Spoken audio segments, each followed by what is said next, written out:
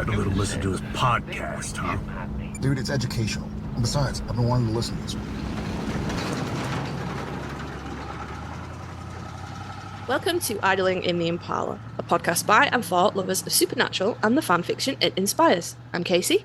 I'm Sandra, and it's a thing. We're making it a thing. We're doing a season-by-season, cross fingers, rewatch with our returning and related guests, Joey and Ted. We're calling this The Road So Far Rewatch, and this episode we're focusing on season 2, where all hell broke loose. So a big welcome back to you both, and thanks for joining us today. Hello, Woo! everybody. Hello.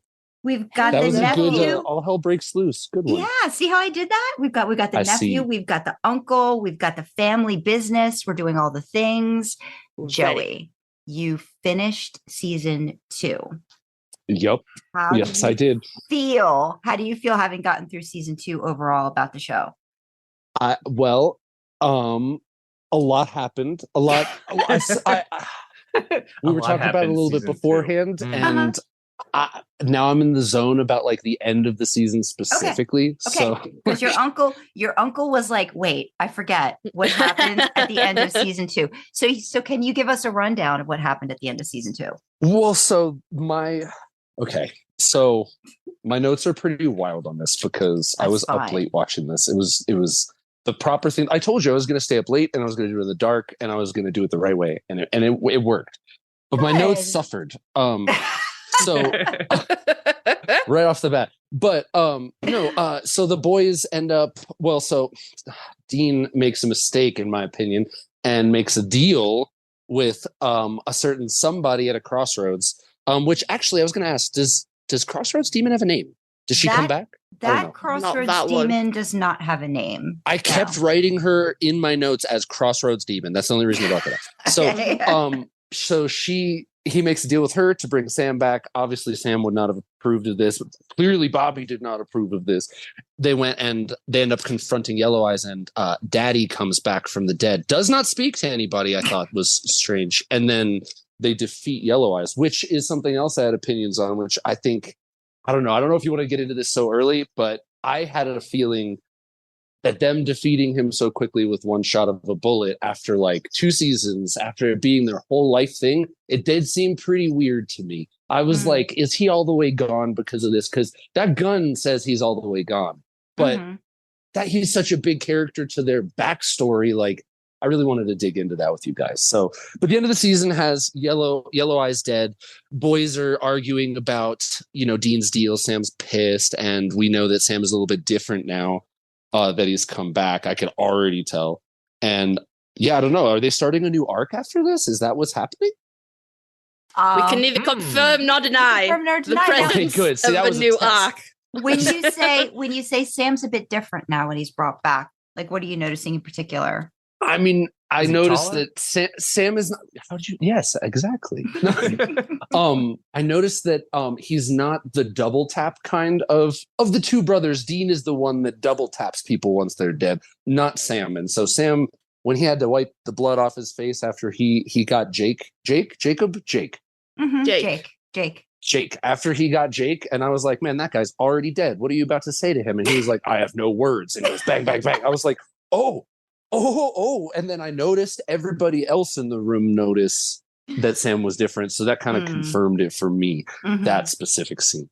Okay. But if somebody killed you and you got to come back and like empty a clip into them, I feel like most of us would. I would. right. Well, and so that's why I was like, is this something that just happens to people who come back because that's so rare, or did something specific happen to him?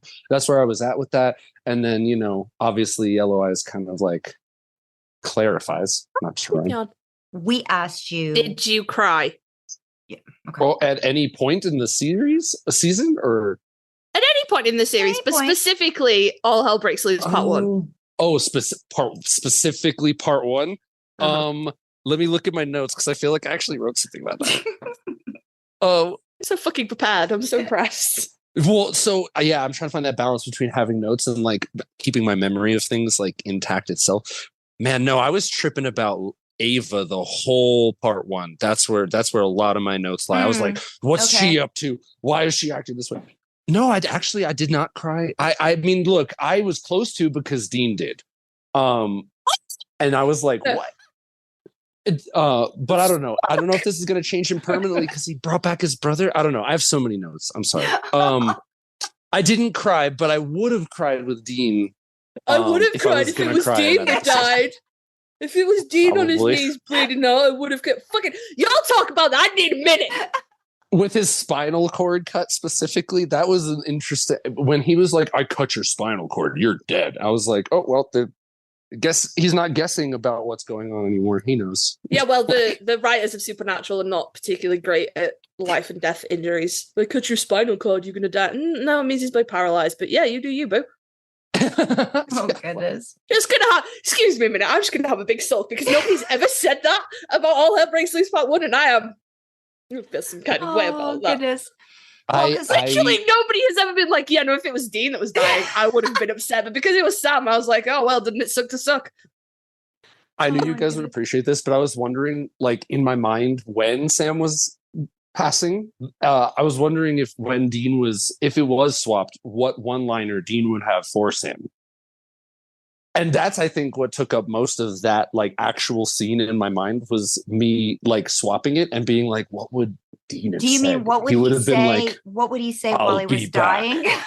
yeah. It would have been like, I'll be back. Or like, I don't know. I thought, son of a bitch. Or like, can you believe this? Or like, like, I don't know. But so, well, excuse my boy for not having witty last words. I'm okay. Sorry. He didn't have the a chance. Emotion there. Yeah, but he didn't have the chance anyway. The way everything happened so quickly. with his chronically bleeding spinal cord, yeah. Yep. Oh my goodness. Well, and then in part 2, I mean, Bobby didn't deserve any of that. Bobby didn't deserve any of that rest. Bobby's still one of your favorites. Yes. Okay. I mean, he was like a rock this season. I assume that's going to be his role throughout because we can neither confirm nor deny. Keep that up. Yes, good, because I'll keep making mistakes and asking questions. You can ask him. We're just not going to answer him. Yeah. Good. You can't see any of our faces, so you can't even get a beat on what we're thinking. Yeah. Ooh, true. You were talking about Ava, so she was one of the kids with the powers. So she showed up towards the middle, I think, of the season for just like an episode and was helping out Sam, and then she disappeared, and then she shows up again at the creepy Western town with all of these other people one by one. So you said right away you got a vibe about Ava? Not right away. It was the only thing was that the other two, Andy and I never remember the other girl's name. The really pissy, angry one? Lily. Yeah, the angry one who kills people by touching them. I mean, she has that rogue mentality, like, I can't touch people, so I don't know what love is. Like, I get it. But I mean, she wasn't around long enough to like develop beyond that. Everybody else there we didn't have any kind of like question in our mind about them. But then when I saw her, I was like, you've been gone you disappeared. How long? Like, I immediately was, because I mean, probably because I've been taking notes, but I was like, And then, I mean, obviously, if she'd been there for 5 months killing kids, I was like, oh my gosh. Okay. Evil. I thought that actress did a really good job. She was really good. I think for the first, like, for that one episode to start off and then be able to have that flip and that switch, I thought she did a really good job in that little bit of time, when she got to be really, really bad and evil. I thought she did a good job with that. I love the little flicker that she did with her tear. I just remember that. Like, she just kind of like wiped that off. I was just like, when she switched from lying to being like, well, you figured that out quick, or well, I don't remember her one-liner, but yeah. We really wanted to get your reaction at the start of the season, because your predictions, right, for season 2. Yes. Which you got right. You got 4 of them right. We gave Sandra ranked them. Sandra ranked them and everything. No. I just went through because I listened to, when I was doing the editing, I was just writing down his predictions. So, and I think I did this almost verbatim. Dad's going to be in a coma or just gone, and Sam and Dean aren't going to get the info they need from him. Check mark. Got that one right. Wait. Okay. Do we want to discuss Joey's predictions as we go through them, or do we want to go through them and then discuss them afterwards? We probably should have talked about this. We could probably, well, since that relates to the first episode. So when you said just gone, did you mean like he was going to leave again? When I said just gone, I pictured him, if he was going to leave, I didn't picture him leaving a note or explaining it to them. So I pictured just gone becoming another storyline of them trying to find him again, or him being missing without an explanation again. Were you expecting Sam and Dean to wake up in the hospital and him just be in the wind again? I thought that there was a possibility of that, because the way that portrayed John in the first season to the boys, I was like, man, whether he's doing it because that's just he's a bad dad, or whether he's doing it because that he has an important mission that's more important than them, whatever it is, I thought that might be a possibility based on his personality and season 1. But the dead thing made more sense, because I felt like that might have been what the car accident thing was leading to. I didn't expect it to flip around and be a deal. I did not predict that. So I did like see the first episode, by the way, the whole like Dean's a ghost trying to oh man, he what a chance for one-liners. It's just him talking to everybody who can't hear him. It's like we could just put you on a YouTube playlist of Jensen on stage at cons and you would be just as happy.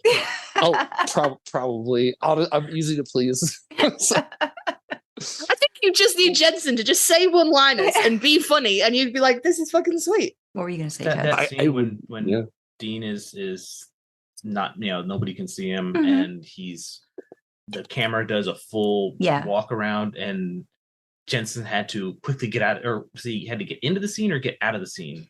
Oh, so again, Joey, now that you have the DVDs, you can watch the commentary on the first episode. So one of the things that happens is with the Ouija board, which they couldn't call a Ouija board because of the brand name. So what did they have? A talking board or something like that? Spirit board.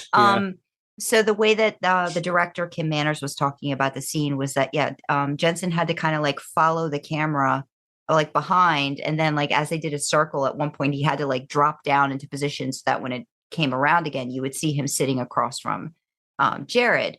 And I think they had to do it a couple of times because he would sometimes be too quick, and you'd like catch him, or you would see him like just sitting or stuff like that. So that one's a really fun one to listen to because it's Jared Jensen. It is Eric Kripke, who I think wrote that one, and it's director Kim Manners. So they're all like talking about different setups with the scene and the ending. When Sam sees his dad, that he's dead. Yeah. Literally, the one thing they're all like amazed about is the coffee cup. That was not that the coffee cup didn't fall over. It was just like it fell and it like stayed in place. And Jerry just was like, "Man, that was amazing." I didn't think I was like, "Wow, we got that after." But no, listen, TV magic. Listen to that if you ever want like more behind the scenes, because they talk about the Reaper and different things like that. A lot of like fun. If you're into that, I don't know how. I love that. And actually, I hadn't even thought about the behind the scenes of the DVD when I received them. I hadn't even thought about that. So that's so exciting. And for the listeners, I would definitely say get the DVDs, because there's so much you can get from the extras, behind the scenes discussions, and rewatching episodes where you have commentary throughout the entire episode. It's definitely worth the purchase. Good. There you go. Look, making sure Supernatural keeps making money. There we go. We're not sponsored, but hey, Warner Brothers, if you want to give us a little hit up. So the next one I gave you because I was a little iffy. Oh yeah, no, that was a jury ruling on this one, Joey, before you arrived. Because you said first episode or first half of the season. I was like, he kind of went little wishy-washy on that, but then I was like, because I didn't know if it was going to be like an episode story or if it was going to be like one of those background stories for a couple episodes. Right. So I gave that one to you because it was first episode, that trying to get information from Pops, because of course you could definitely see Sam trying to get information, and I mean Dean's trying to do stuff, but mainly I think it was more Sam just being very irate and just upset with how John's reacting, but then trying to figure out, what are you doing? Like, what do you need? And then that whole, I loved it when you wrote in your notes about, of course, Dad's getting a summoning spell. Stuff yeah, of course he is. That's his solution to everything. Gotta have a magic thing. Yeah. No, it's no. I the gave you other that one.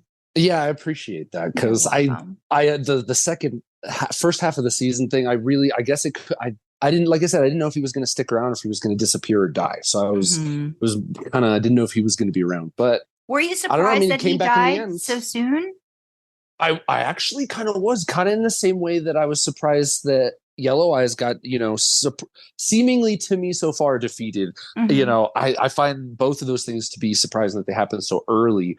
Season 1, I was like, man, we just found Dad, and then into season 2, it was boom, gone. And so it was abrupt. I also don't know how much of that. See, it's interesting too, because I think at that point it could also be a casting thing going on as well. And I don't know time frame wise, but I feel like that's when Jeffrey Dean Morgan was getting a lot more work. And I think one of the reasons why he doesn't say anything at the end of season 2 is because I think they filmed that part kind of separate so that they could just kind of like patch been green screened. Yeah. And I think that makes so much sense. I think that's why, but don't hold me to that. But we'll probably, somebody who listens will probably tell us whether or not we're correct or incorrect. We have a good Discord server that's able to tell us information after they listen to one of our episodes. So I think that's what it was. Because that actually relates to another episode in season 2. What is in What Shall Never Be. They did something similar in that. So we gave you that one. The other one we gave you, Dad's unreachable for one reason or another. Well, yeah. Okay. Yep. That was a little broad, but I just knew he wasn't going to be part of the team. I knew he wasn't going to team up with the boys. You know, like. No, I was like, well, yeah, okay, we give him that one, and then the next one that you get, Demon That Got Out of Daddy. We definitely got to go handle that. Yep. Got to go handle that. Go handle that. The one I didn't give you, Demon That Killed Mom, will be around for at least 2 seasons, because I'm taking that as you saying season 2 and season 3. So yes, I was. Yes, you get it. You get an X on that one. We had a discussion about that as well. So X marks the spot for that one.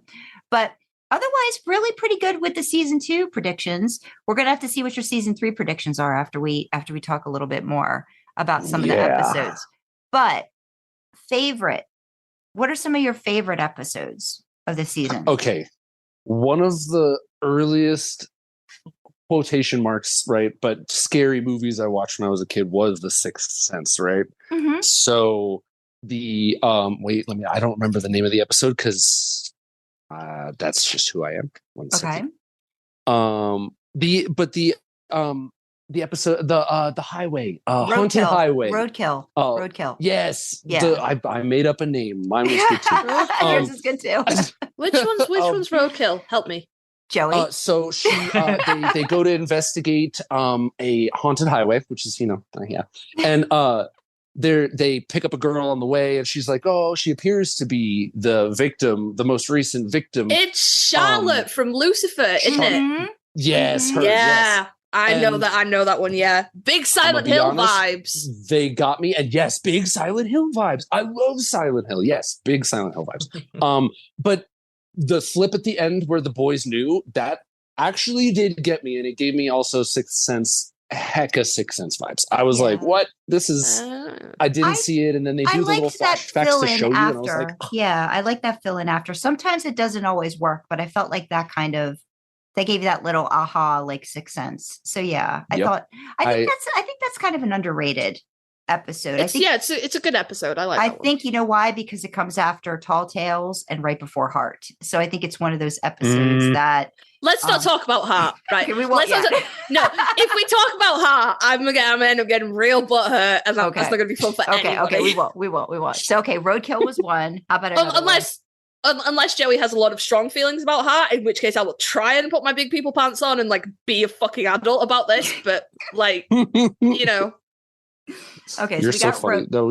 We got Roadkill. Joey, any episode that you talk about, give us like a synopsis of what it was, because your uncle is going to be like, he's going to look at me. He's not going to know what that is. Gotcha. I liked. I'm trying to get the name of it. I have a question. Go ahead. So I said when we did season 1 that I wanted to see what you thought about comparing an episode in season 1 to an episode in season 2. And now you've seen it. But also, we're like a fair bit into this interview now, and I already know what the fucking answer is. So, which do you think is the better episode? Dead in the Water or Playthings? Oh, You don't have to pretend. Like, it's fine.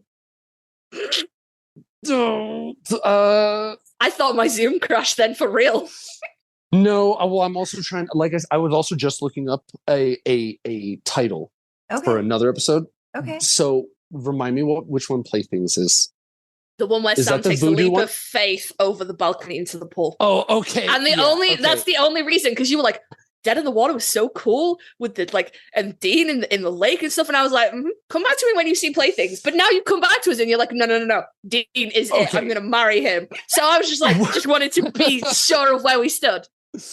Okay, well, so I definitely think Sam did really good. I you know what, I will give this one to Sam. I think I liked Sam's episode and his shining moment a little bit better than Dean's in this situation. Excellent. That was So the you do hotel. have this one, but I think that with the voodoo, the voodoo and the little Voodoo girl, grandmom and the little girl. Yes. So Now, see, I'm with Jensen. Doll's creepy as shit. I don't like it. I'm not a big dolls person myself. They're very I think at their core they're very creepy, and that's a personal opinion. And I that's think one of the that's reasons the I like Chucky so universal much. opinion. Dolls are just Is it not right. Right? Some people are like, oh Yeah, my I god, don't look at even- mine. Yeah, like, no, we can't say it's a universal opinion that dolls are creepy, because there are people out here that buy those reborn baby things. Yeah. And they I don't spend even think those dolls want to live that life. I think even those dolls are sad about it. Yeah. Okay, so Sam gets it for Playthings. Sam gets it for Playthings. Sam does get it for Plaything. Okay. Yes. See, I do plus like voodoo a feel lot. I do feel like Voodoo's that's an unfair comparison, because Jensen just has to like be in the water and get pulled under, where Sam gets to make this epic fucking superhero like vault over the balcony and into the pool. And it's the coolest fucking thing. And then he's all soggy and his hair's all swept back. And it's fucking great. I will say though, Dead in the Water comes with really cool background info from Jensen that he actually really didn't like filming that scene with the kid in the water, because he was like, I'm fine, I've been swimming in lakes my whole life, but there were divers under the water to pull him down when he was supposed to go under the water. So he's like, I've got this 10-year-old in my arms and I'm trying to I'm keeping us afloat with one arm, and that's fine, I'm fine, but also I'm gonna get yanked under the water, and that's I'm responsible for someone's child. He didn't like that.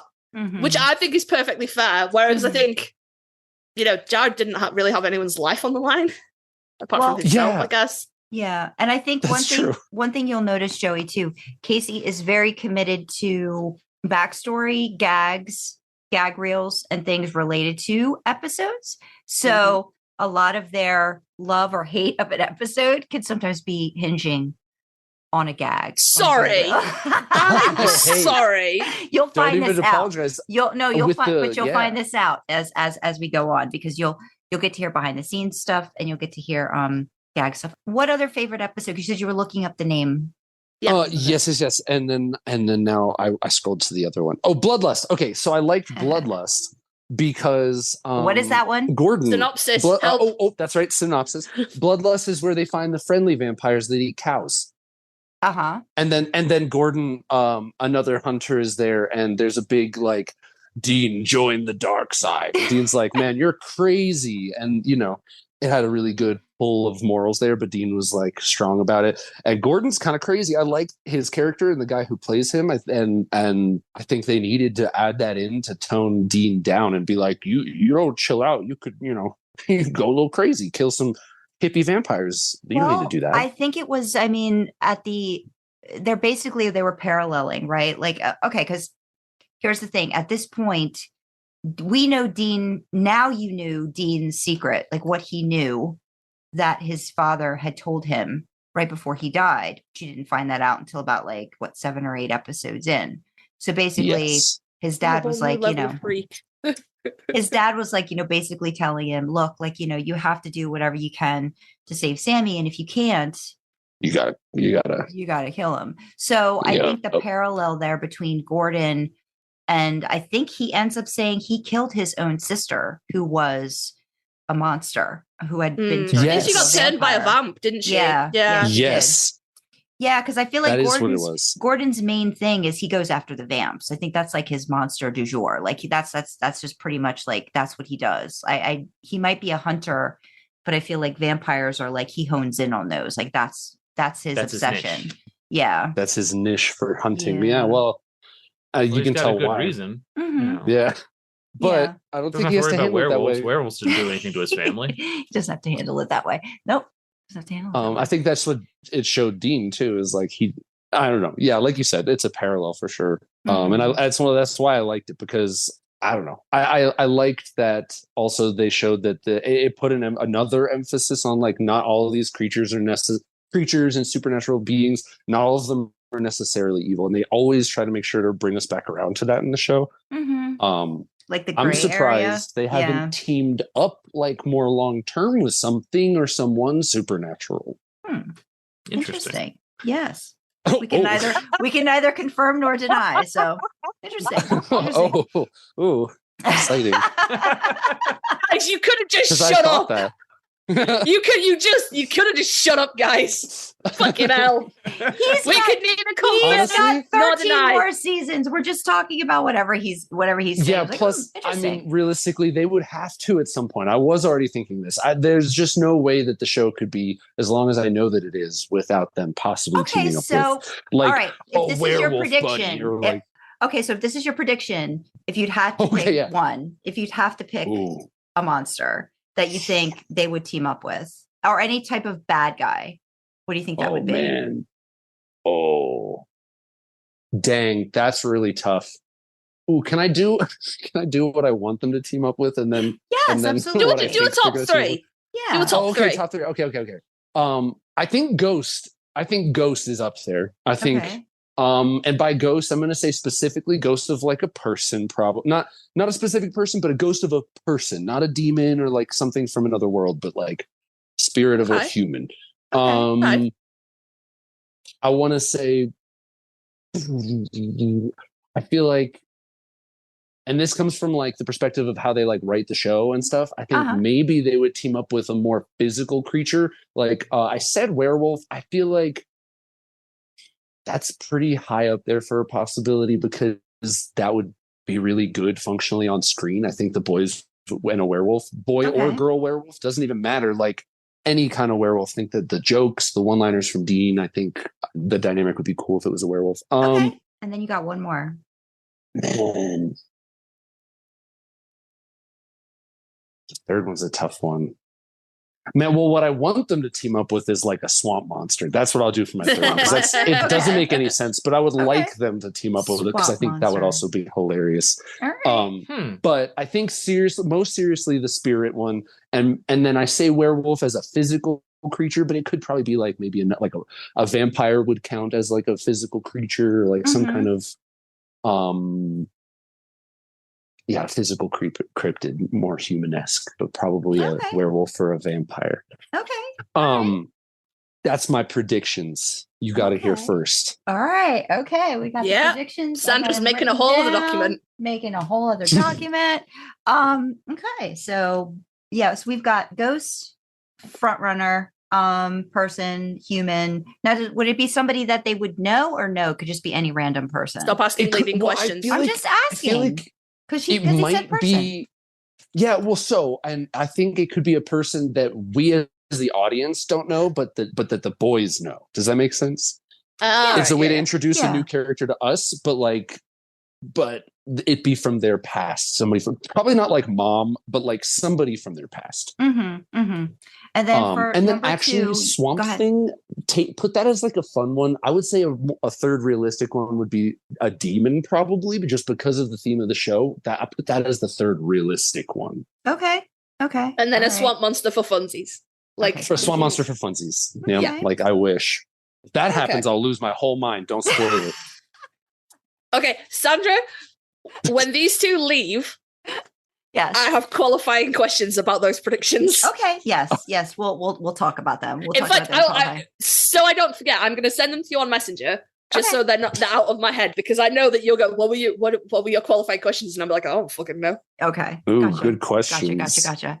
So we got Roadkill, Bloodlust. Was there any other? See, I had a whole bunch of ones that I thought they are favorites of mine and Ted's, but obviously different reasons. But any other one that kind of like really like favorite? I wanted to like H.H. I did like the H.H. Holmes episode. No Exit. No Exit. Okay. This is the one where the ghost of H.H. Holmes comes back and is killing girls again, just like he did when he was alive. And I'm very into the serial killers and stuff. Mm-hmm. And they did a lot of I think that they created a summarized version of H.H. Holmes that works really, really good for this supernatural like episode and stuff. But I was disappointed that he wasn't doing more H.H. Holmesy things, but that's probably just coming from a place who's read too many books about him.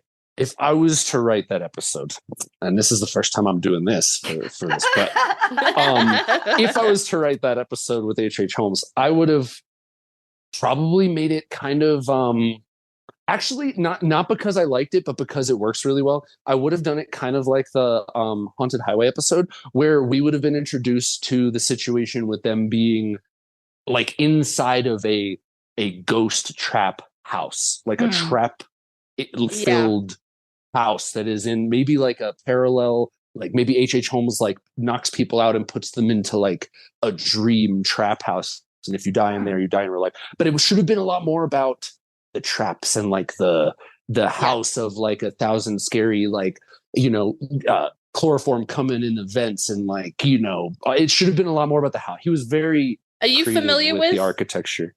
With H.H. Holmes, Sandra, Ted? I remember hearing he had did he have a hotel that he ran? He had a hotel. And the kind of the serial killer legends behind H.H. Holmes is that the hotel was like a murder hotel. So it was, when it was built, it was designed to be like, it had like hidden rooms, hidden corridors. And wasn't like, it supposed to be like in Chicago around like the World Fair? Like yes, I mean, he got most of his funding by going to like people who were rich and then building, I don't remember the name of them, but devices that don't do anything. They look like they do, but they don't actually do anything. There's a word for those.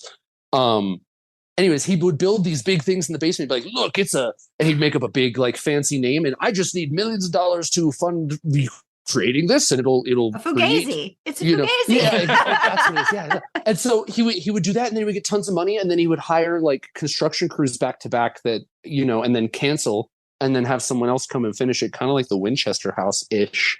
Mm-hmm. And, until nobody knew the plans except for him, and then he had a pharmacy downstairs, so he had control of like the chloroform and all the drugs he would use to like capture these people without them knowing.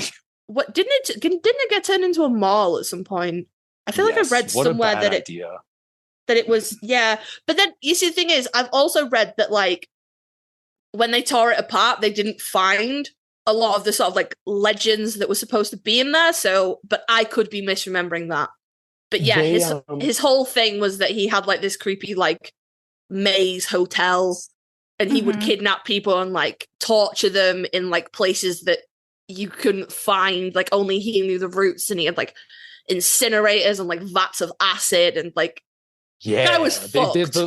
The stories got wild, and they didn't find the crazier stuff like the vats of acid, but they were able to confirm he had systems put in that were allowing him to pump whatever airborne chemicals he wanted into any of the rooms, and that there were peepholes from multiple angles for all of them. And he was like, I wanted it to be more of like a thriller, like close quarters, like shot really close to the face, kind of like heavy breathing, running around trying to get away from the guy. And that's just because I had this preconceived notion of him in my mind and how they would do it. But it's still up there for my episode because they did it at all. Because then someone else will have the chance to watch that and then look into H.H. Holmes and be like, wow. Yeah. I like the Joe. I thought it was creepy when Joe was, in the the catacomb or like the little tiny space, and he was like, reaching out and stuff like that. So I felt like that was very creepy, and like seeing the the scratches and stuff from whoever was there before. And Oh, little the nails. fingernail. Yeah. Oh, the The nail nails. marks. Yeah. Yeah. Oh. the Yeah. nails. Oh. So, and I thought she did a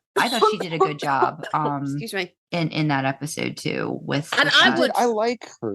Mhm. Oh, and I- where we stand now, the roadhouse is burned down, and I have so many questions about that, but we're not there yet. Okay, so we're I'm not gonna there yet. back up. We'll get to it. We'll We're get not to it. there yet, we'll get to it. I would argue the H.H. Holmes episode has one of Dean's best one-liners. You didn't even mention it, which Joey. one? I don't have it written down. Refresh my memory. about the I'll love it plumbing? again. I should have cleaned the pipes. I And she's should've like, what? And he's like, what? Nothing, shut up. And I'm like, I have a smaller tolerance for Dean's one-liners. I have a pretty good tolerance, but it's like my tolerance for Dean's one-liners is not as high as my tolerance for Sam's unending angsty bullshit. But that was really angsty. good. That one's so good, and Dean's That line's reminders good. will get me every time. That solidifies it again. Yeah. Should Oh. because I think it's because it catches you so off guard. You're like, what? Well, I 'Cause didn't he's know. like- I think Ted and I, like, the first time we didn't understand what he was saying, so we rewound it, and I was like, "Is he saying?" He's like, "Yes, that's what he said." Yeah, well, that's it. Because they'd been playing with that Yeah. between Dean and Joe, and then it's almost like it's Jensen, not Dean. But he would never be that disrespectful to a woman. Period. But it's almost like it's a Jensen line, not a Dean line. And I have about 6 different examples on the tip of my tongue, and none of them I can say. But yeah, it's almost. But it's just On the topic of the one-liners, though, I did forget to mention one in episode 1 where Dean gets mad and he smacks the coffee cup off the table, and he says, "I totally Swayze'd that shit."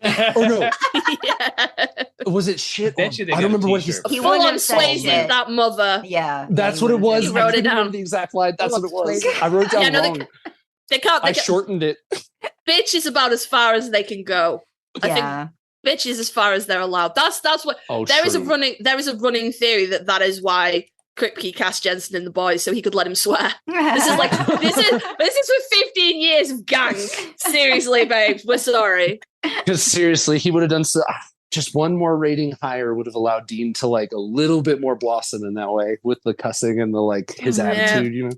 Yeah. Oh, and I saw what you meant about the music this season. I really wish I'd watched this whole season on DVD because you told me the DVD will have the music. The Yeah, DVDs have the right so- one. Yeah. In the document that I gave you access to, in the wiki, and only click on those things. Don't go wandering around in there because you're going to get spoiled. But there's a music season 1 and a music season 2. So it actually breaks down the season 1. It'll tell you what it was on the DVD versus what it was on Netflix and what they used. So if you ever want to go back and listen to, like, go back and see a certain episode, you could go back and like check a certain scene or whatever. I will That's say, awesome. I think there's a couple that you should go back and just experience with the music, like in the scenes. I think one of them is season 2, Night Shifter at the very end. Night Shifter. I think they do Renegade.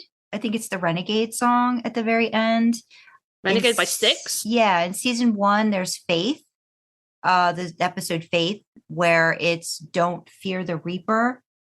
Oh, what a fucking tune that is, I though. love that What a song. tune. Oh, in yeah. there. But there's a lot of them. And yeah, even there's that first scene, where Driver picks the music, shotgun, shoots cakehole. It's just a different vibe with those. Don't with Fear those the scenes. Reaper's on my never skipped list. I don't think I've ever skipped that song. I've never. Then you I've been like, definitely "Nope, want to not the watch time." that one scene again in season 1. which Yeah. you'll be able to do. But yeah, Mhm. you can pick and choose off the list. That'll make it a little bit easier for you. That's to find some fantastic. stuff. Yeah, I was like, I know it's in here, and there it was. You should put up a link for people to be able to go to see that. Oh, what we'll probably do is I'll add those links in the description when I do the podcast description. Don't you worry, but thank you for that suggestion, sweetie. Oh, and at the end of Heart. No.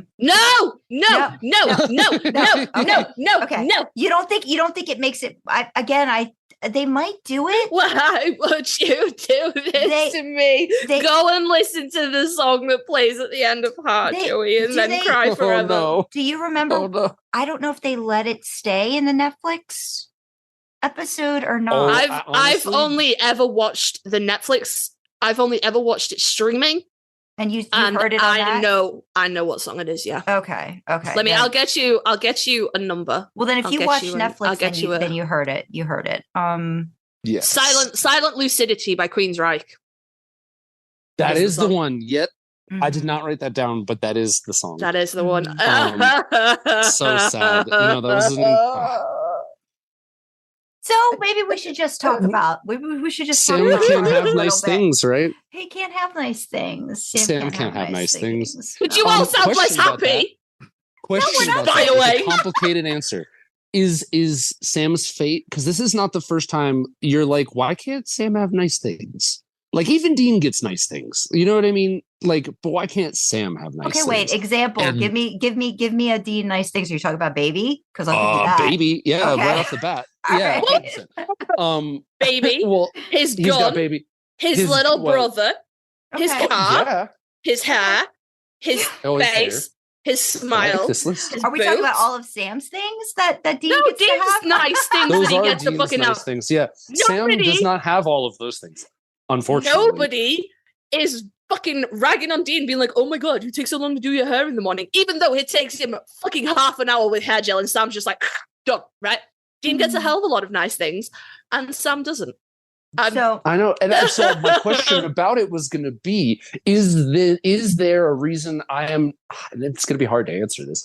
I feel like there's a reason beyond just writing that he is not allowed to have nice things. It has now presented itself in so many ways, little and big, especially with this episode, where like he's just not allowed to have nice things. Is there some force? I think this is the way to ask this question. Is there some force out there that is actively making sure Sam is not having nice things? we can specifically? neither confirm You nor see, deny. Sandra, We can neither you confirm nor remember? deny. You remember what we Okay. were talking about for Mhm. recording a little while ago, where I Mhm. was like, "You can't trust anything solidly after that." This Mhm. is what I mean. yeah. In answer to that question, Joey, I would say We that can't confirm or deny that, Casey. we cannot confirm or deny, but we can say that it's Sam's story. I don't think that's news It's- to anybody.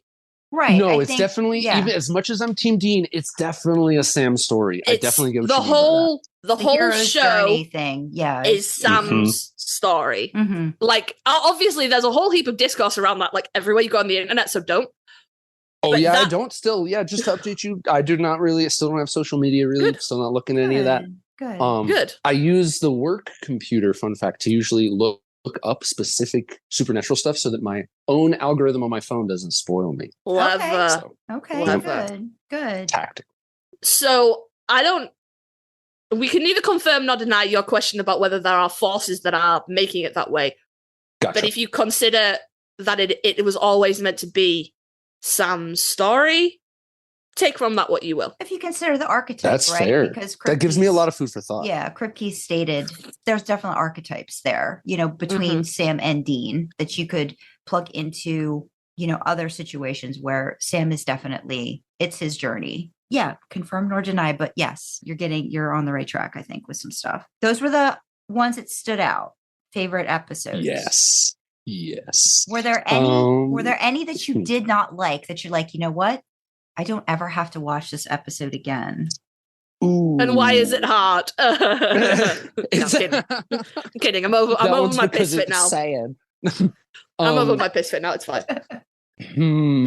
I didn't. Okay, so there were, unlike in season 1, where I don't actually remember which episode I targeted, but I'm going to be honest, I didn't have any written down that I specifically did not like. I thought even the ones that might be labeled as slightly boring still carried relevance, and I think they learned from some stuff that I talked about in that episode from the Mhm. first season. Like I didn't feel like there were any fillers. I know there were some, but I didn't feel them. Does that make sense? Yeah, I think there's Mhm. really only, really kind of looking through the list. I really feel like there's Yeah, only that's a what I'm couple looking.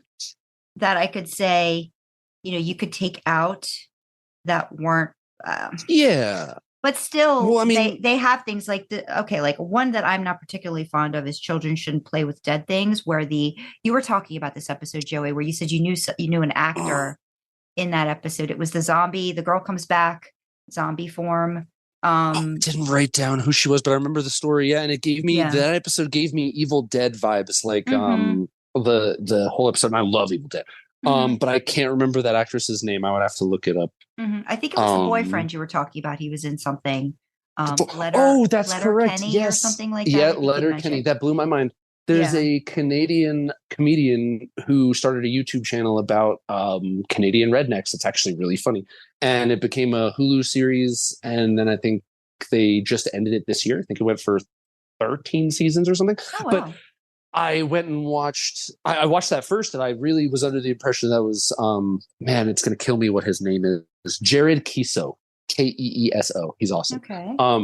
He played the boyfriend who I believe he got killed, didn't he? Yeah, like in the very I think in the very beginning. Or He's goofy. Yeah. He doesn't have a whole lot of lines, but he has a thick Canadian accent. Yeah. But that's he's a good actor, so he can switch it off. But yeah, that's an episode where like I feel like there's a lot of stuff going on. Like I think they go and visit Mary's grave. Like I said, there's certain scenes and things within it that are important to like the overall the brother dynamic and what's going on throughout the season. But there's a couple of, like, maybe that one would have been one I wouldn't have probably really watched again.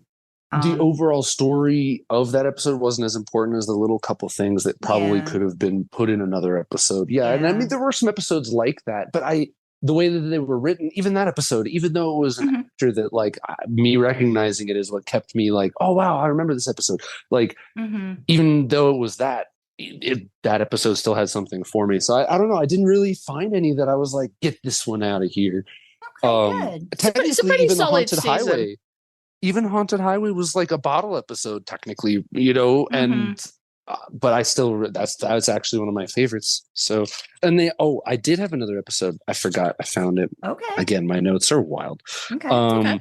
The gin episode. What is and should never be. So we'll go to the what is and what should never be. So you were talking about the gin. You really liked the gin.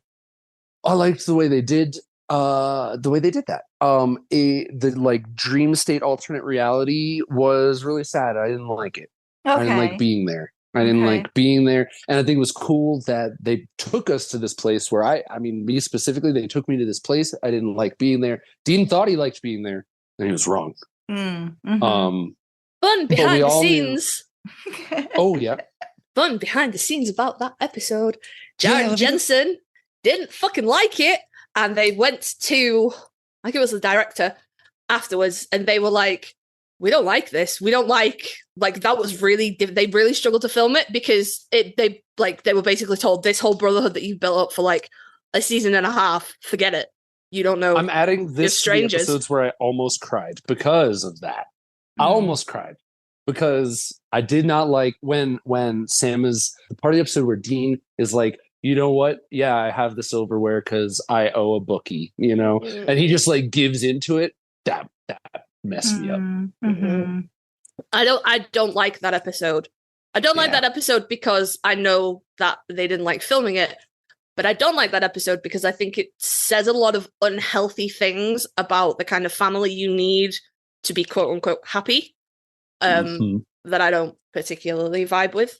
So I don't like that episode. But it also, I agree. It also just makes you think about the fact that in this dream state that's supposed to be great for Dean,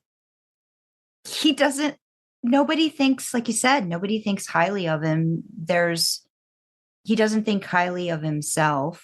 That's a reflection of himself. And there's a lot of like, the more you think about it, it's a very sad state of affairs. And the fact that he was given the opportunity, you could stay and it'll be happy, but I'm like, but it's not going to be happy for him. Like it's just not he even said you'll get several years, I believe is what he said too. Like, but Dean, I think, did a transformational thing that not a lot of people, and I think Sam, not that it's a competition because I think Sam would have too, but like Dean did this thing that I think a lot of other people wouldn't have done, which is he like broke through and realized, actually I got the thing I was asking that I thought I wanted.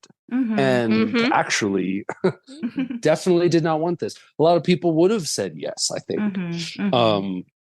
It's almost like an inception thing, like what the dream state could be like, and like how you can extend time and stuff like that I think I just wish he could have dreamt something better, Mhm. like for himself, Isn't it sad though that is what gives it away? That he's like, Mhm. wait, this is two. Wait, what? This is two. I know it's the TV, and he's like, wait, no, I stopped that.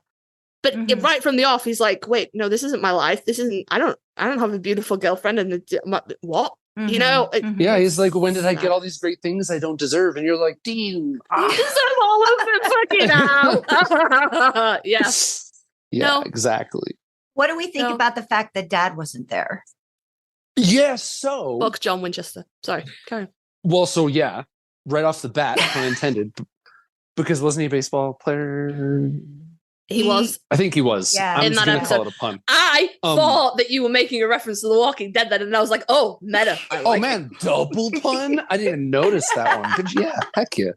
Yeah, but no, I think that makes a whole lot of sense, and I also think that that's a reflection of the fact that I mean, as much as Dean idolizes his dad, I mean, that shows how much more he is driven by the memory of his mom, the missing out of not having his mom, because he made in his little world he made that his only parent. Yeah. Even to his surprise, like you said earlier, he's like, what? And actually, I think I remember when he goes down to eat breakfast and his mom's there, and he's like, "What the f, David Blaine? What are you doing here?" And she tells him that Dad, Dad's been dead, and I think he even makes an off-key comment that the mom is like, "What'd you say?" But he says like, "Oh, great," or like, "This is great," or something like that. Yeah. In response to the dad being dead.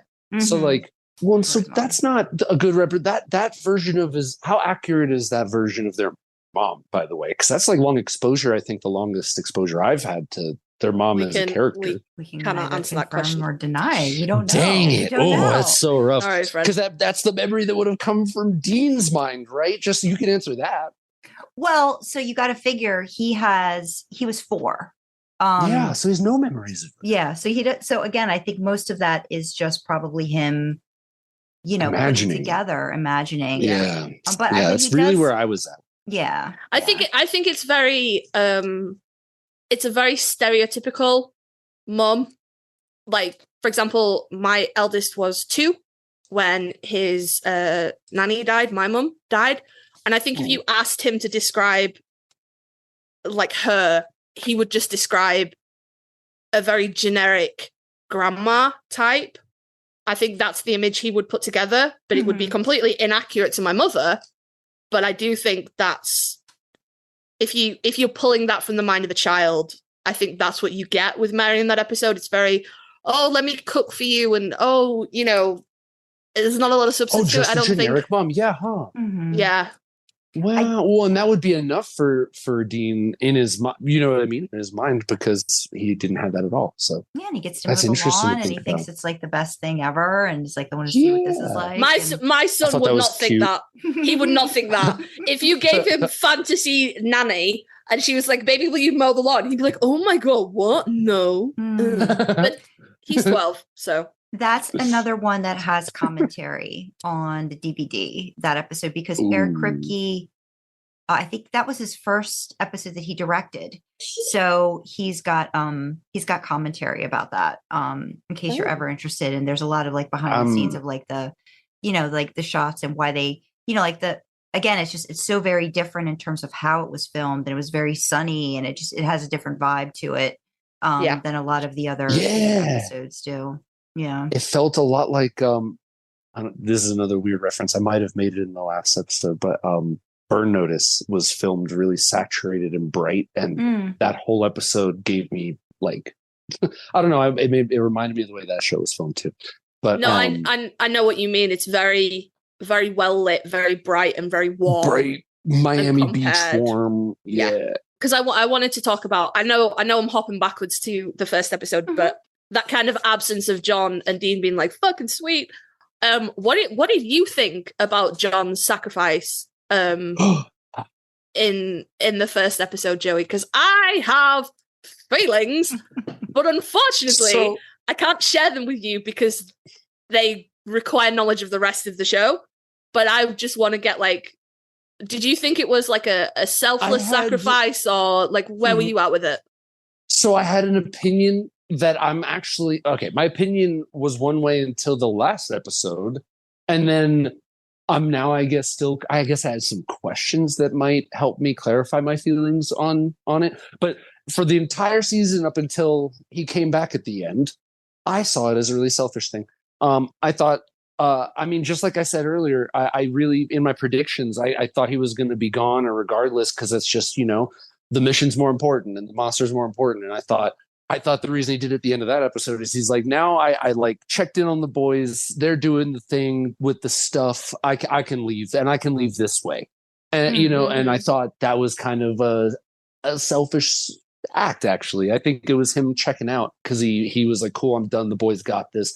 I trained them and took their childhood so they can handle it from here. And that was the vibe I got. And then when he comes back at the end, I made a comment about him not speaking, and you did clarify on why that happened, and that makes a lot of sense, actually. And contextually going back in my mind, makes a lot of sense. It kind of gives it an easy out, right? Like if nothing's stated, then it leaves it very open, to I think there's benefits to that, because then if they want to change it later, they can do that, and I'm sure that they'll be more prepared to do so.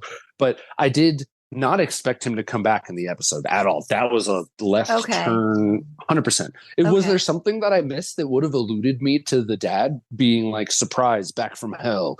Like, did I miss something? No, I don't think so. I don't think so. Man, yeah, okay. So it was meant to be that much of a surprise that he came back, right?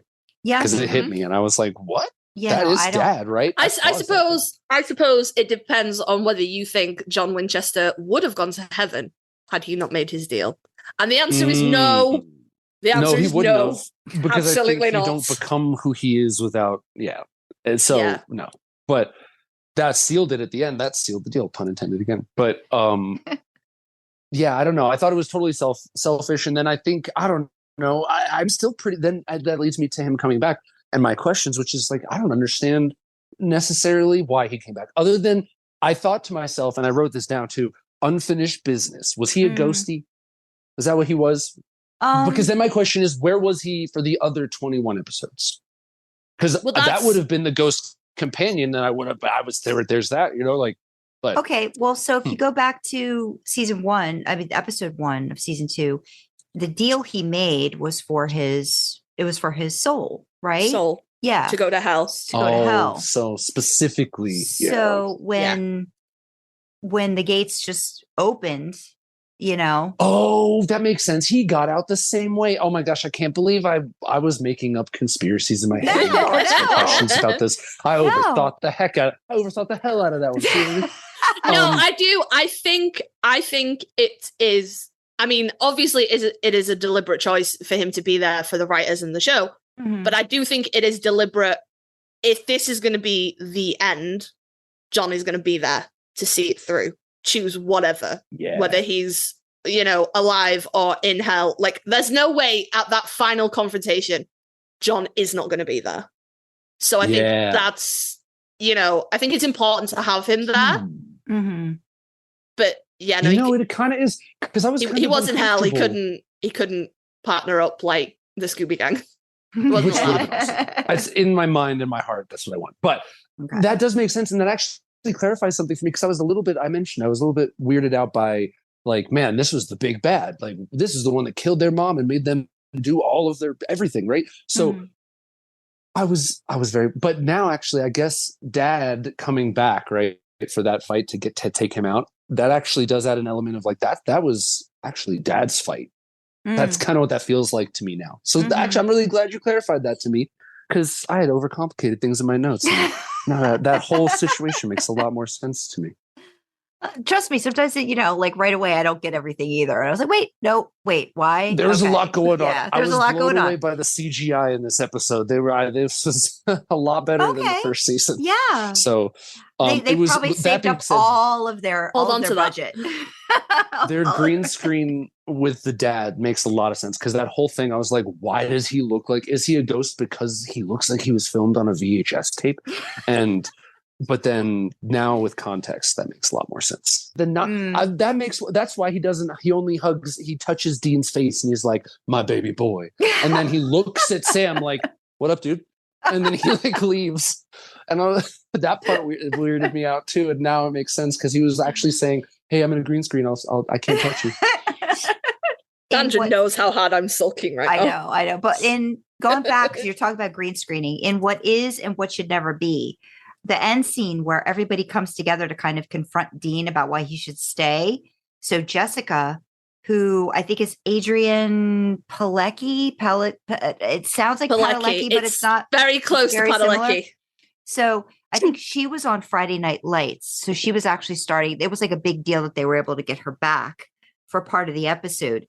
But that scene, she's not there. They green screened her and then put her in to that scene. Oh, I didn't even notice that. So I think she only has like a couple lines, but you can tell she's not like there, like in like the way it's shot and everything. You just don't see her. I think they might have a body double or something that does like a certain shot just so it looks like she's walking into the scene, but she's not. So they do that a lot when they need to have people back in. So they did that for what is and what should never be. It's interesting too, because a lot of people, I think, were starting to really come into their careers and stuff at the beginning of Supernatural. So to get them back for certain things was kind of like a big deal. But yeah, because a lot of these people went on to do a lot of stuff. That's every time I watch. Now that I'm excited to see season 3 because I assume that doesn't stop happening. These like semi-guest appearances of people before they got big. Well, you got to figure it's 15 years of show, right? And you're probably going to see a lot of people that you recognize. Very famously, I will not spoil anything, but there is an actor who has a small part in a season 1 episode that comes back to have a recurring different role later on. And I'll be interested to see if you guess who it is. Oh, yeah. Yeah. That'll be interesting. Now I'm even more inspired to go back and watch the commentary reel so that I can be up on my season 1 and 2 for next time. So then I wanted to ask, because you started talking about the Roadhouse. So this kind of leads into, were there any new favorite characters that you met in season 2? And why is it Ash? No. So Ash was the one that I would have answered. And then I watched the last episode and I was like, shut up, I don't care what else is happening right now. Why did this man have to die? This is the man that would walk in another room and speak to a computer for a few hours and then understand more about paranormal stuff and then help the boys. He was the man behind the computer. Like, that's always one of my favorite character types. So all very sad about that. Yes, we were all very I'm sad sure about that. Is that permanent? Can you confirm or deny that? I don't think we can confirm or deny we can that. neither confirm nor deny that. Yeah, we can't confirm Sorry, or deny French. that. Killing me. But yeah, okay, that one hurt. That was a hard one, right? Because he's such a fun, and you don't see him a lot, but he has just a great opening. I thought he was going to grow to be more present. So I was like, surprise, he did. But okay, so my question is the thing now, and this was going to be a prediction, and then I kind of took it off because I think I answered the question for myself. But was the thing he needed to talk to Dean about in person, is that the gate to hell that was addressed in that episode, or is it something that was not addressed in that episode? I think that's what that was, because I think they were talking about like the connections of all the places, and like what the because they're talking about the big devil's trap, I think, and stuff like that. The railroads and stuff. I think that's the devil's trap. I think that's what he had to tell. I think I grandized it because when he was gone, I was like, oh, he must have been talking about some big shit, man. You knew something weird was coming up because they showed that watch. For no particular reason, they showed him looking at that watch. That watch had to come back. Watch had to come back. Oh man! Dean flicked it, and I was like, "No!" He just sold that watch to someone in the bar before he left. Oh, that would have been a great. You should write for the show. I know. I know. So we should do an animated series remake. That's what we should do. We go. There we go. So aside from poor Ash, new favorite character, were there any other characters that were introduced Season. Oh, actually, lame as this sounds, I liked Tessa from episode 1. Do we bring Reapers as like a creature type back in more frequently, or is she like that one? Do you want an answer to that? So you're asking a question and you already know the answer. Oh yeah. So we're getting more Reapers. So then yeah. No, that wasn't what I said. Season 1, Faith. Yeah. Mm-hmm. Yeah. What is the what is in Faith? Okay, yeah, I was yep, you are wow. Yep. Tessa is the bringing back of the Reapers. But she is very cool though. I like Tessa. Yes. I liked her and I liked how she was done. I didn't like the guy they got to play H.H. Holmes. I wrote that down. Okay. I don't think Evan Peters had stepped up for that role yet. Can't remember who they got to play H.H. Holmes, but that would have been good. I liked Andy because I thought, the whole psychic kids situation gave me kind of Stranger Things vibes in like a really good way. Where instead of it being an experiment, it was paranormal reasons. And like I get that, but them having like slightly different powers and slightly different control over them, and then like none of them really fully get control of the power until they like give into it, and then they're like, oh, now it's easy. I noticed that's a comment all of them make except for Sam. Mm-hmm. Is this because Sam, and maybe you can answer this for me, is Sam actively like, is he, as opposed to them actively trying to just not use it, and then it just is happening to him in times of like critical, I can't block this migraine times of like danger, or like? Well, if you think about season 1, right, there was the episode Nightmares where he met the first kid with special powers, and when he's locked, I think he's locked like into a closet or something like that. And when Dean is threatened, he's able to like move like the furniture and stuff away, Yeah. So I think probably along the lines of a lot of other shows that talk about that. I think Stranger Things is a good example. Times of like a lot of stress, it seemed to happen in that episode. And I think, does it happen again outside of the spooky town? Like, does he get that ability again at the very end? Because I'm even trying to forget. I forget the very ending, like the very last episode. Does he use something again against someone else there? Does he try to do something with Azazel, or am I off on that? I can't remember. I feel like he does something, or he tries to. So I don't. Are you asking is he actively trying to tap into it? Is that your question? Yeah, is he actively trying? Because I would assume that if he does, I don't ever see him really trying. Like, oh, Dean, today I'm gonna practice with my future vision. Okay. I don't. Okay, I don't see him actively training his ability. I see it happening to him. You know what I mean? This is a character interpretation of mine for Sam, is that he is willingly repressing them. His dad said that his brother would have to kill him if he went dark side, and the way Dean reacts to him when he tells him that, and Dean has never been on board with the visions or anything like that. I'm not saying this is a plot point in the show. I'm saying this is my interpretation of the character. He willfully represses any powers that he might have because he is trying to appease his father and his brother. Yeah. He knows that they don't want him to be doing any of this psychic magic shit. So he's trying real fucking hard to not do any of this psychic magic shit. And it's almost like the psychic version of like an adrenaline, like when people move cars off like bodies and stuff. Yeah. That seems to be how it manifests with Sam when it's, really high stakes tension. Like like the closet when he can't get to Dean, like that kind of thing. He made it happen. He made it happen because he had to. And I think that was a distinction. I think also meeting the other psychic team children made him a little bit more resolute in that, I think, over this season is something I definitely noticed. Because especially when they got to like Psychic Kid Hunger Games at the end, he was like, I don't know if he necessarily like would it have changed anything if he had leaned into his powers like everybody else during that and like actually fought everybody? Like would that have changed him? I don't know. But I think it's mentioned actually, but meeting Andy and Andy's twin really freaks him out. And he's like, look what they could do. Look, like that's not like, it's not okay.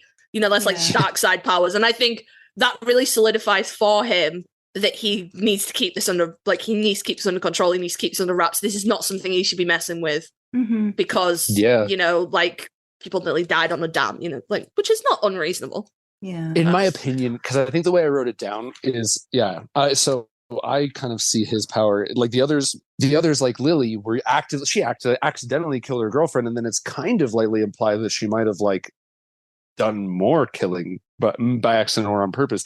You know, everybody there kind of had leaned into the powers except for Sam. So I don't know. If he had leaned into it, do you think he would? Well, maybe this is a spoiler. If he had leaned into it, do you think he gets like a special ability like all of them? And what is his just clairvoyancy? Or we've seen him move stuff. What would his like special thing have been, do you think? So I think we see him like clairvoyance and a little bit of telekinesis, right? Like I think that's what we've seen him able to do. I don't know. I mean, but he doesn't do anything that the others don't do, because that kid in season 1 with the knife, he moves things. The episode that Sam shoves the cupboard door open. And doesn't Ava have visions? Isn't that what brings them together? Yeah, that's what brings the them together, vision of because she has him. visions. Yeah. So, but the one thing that Andy and his twin brother are able to convince or coerce people to do things. I don't know if we ever see Sam get to do that in season 2. I don't notice him do Jacob that. has the super duper strength, which is, we also don't see like that. Said, and so like I didn't Superman. know. Yeah.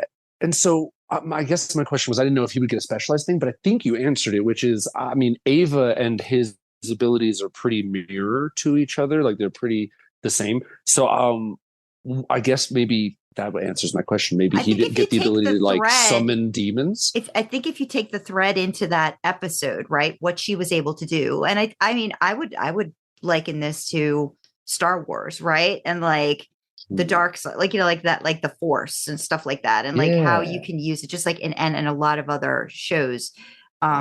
She's basically saying, you know, she gave in, and then it just like, what'd she say? She's like she snapped a finger. She's like, and like it just opened up. Everything just opened up. And I think Casey's, you know, pretty much saying, you know, Sam's putting the kibosh on these things for a lot of reasons. And I think he's also probably, after the conversation I think that he has with Azazel, you know, he knows that, you know, but Azazel's saying this to all of them, like, you know, you're my guy, or like, but you know, you're the one I'm rooting for, Sam, and stuff like that. And so I think it gives you that idea that he's really trying to control and not go that way. Because that leans into the one episode, Born Under a Bad Sign, when he's taken over. We haven't even talked about that one yet. Where he's taken over by a demon. He's taken over by Meg. And I was curious about, like, you know, your thoughts on that. Why it's the best episode of season 2. Casey has reasons. It's the best episode. Well, so it's a Sam heavy episode. We'll leave my thirst out of this. Right? But it is the best episode because that is not Sam. You know immediately. And I exist in fandom spaces that are like, oh my god, Jared can't act. And I'm like, do you have fucking eyes?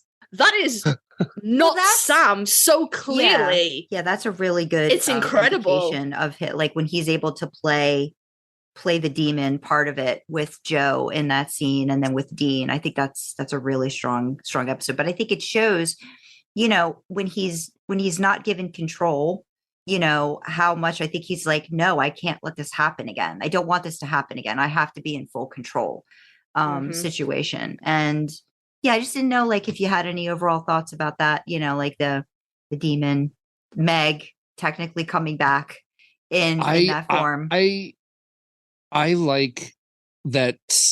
Well, I like a lot about that episode because I think that Sam gets to do a lot of stuff that he doesn't normally get to do, but also then it kind of solidifies what we were talking about, where he really can't lean into that, or, you know, what are we doing here? We're going to end up like Gordon, honestly, like, or worse, because his thing was like trauma based and specific, kind of with vampires, like you mentioned. I feel like with the life they've lived. Sam, it's like it's such a slippery slope before they're just like, we just kill anything that's not a human. We don't even ask questions. And yeah, I don't know. And I think having a demon in you is a good way to come to that realization. I think it shouldn't have to come to that, but I think that solidifies it, right?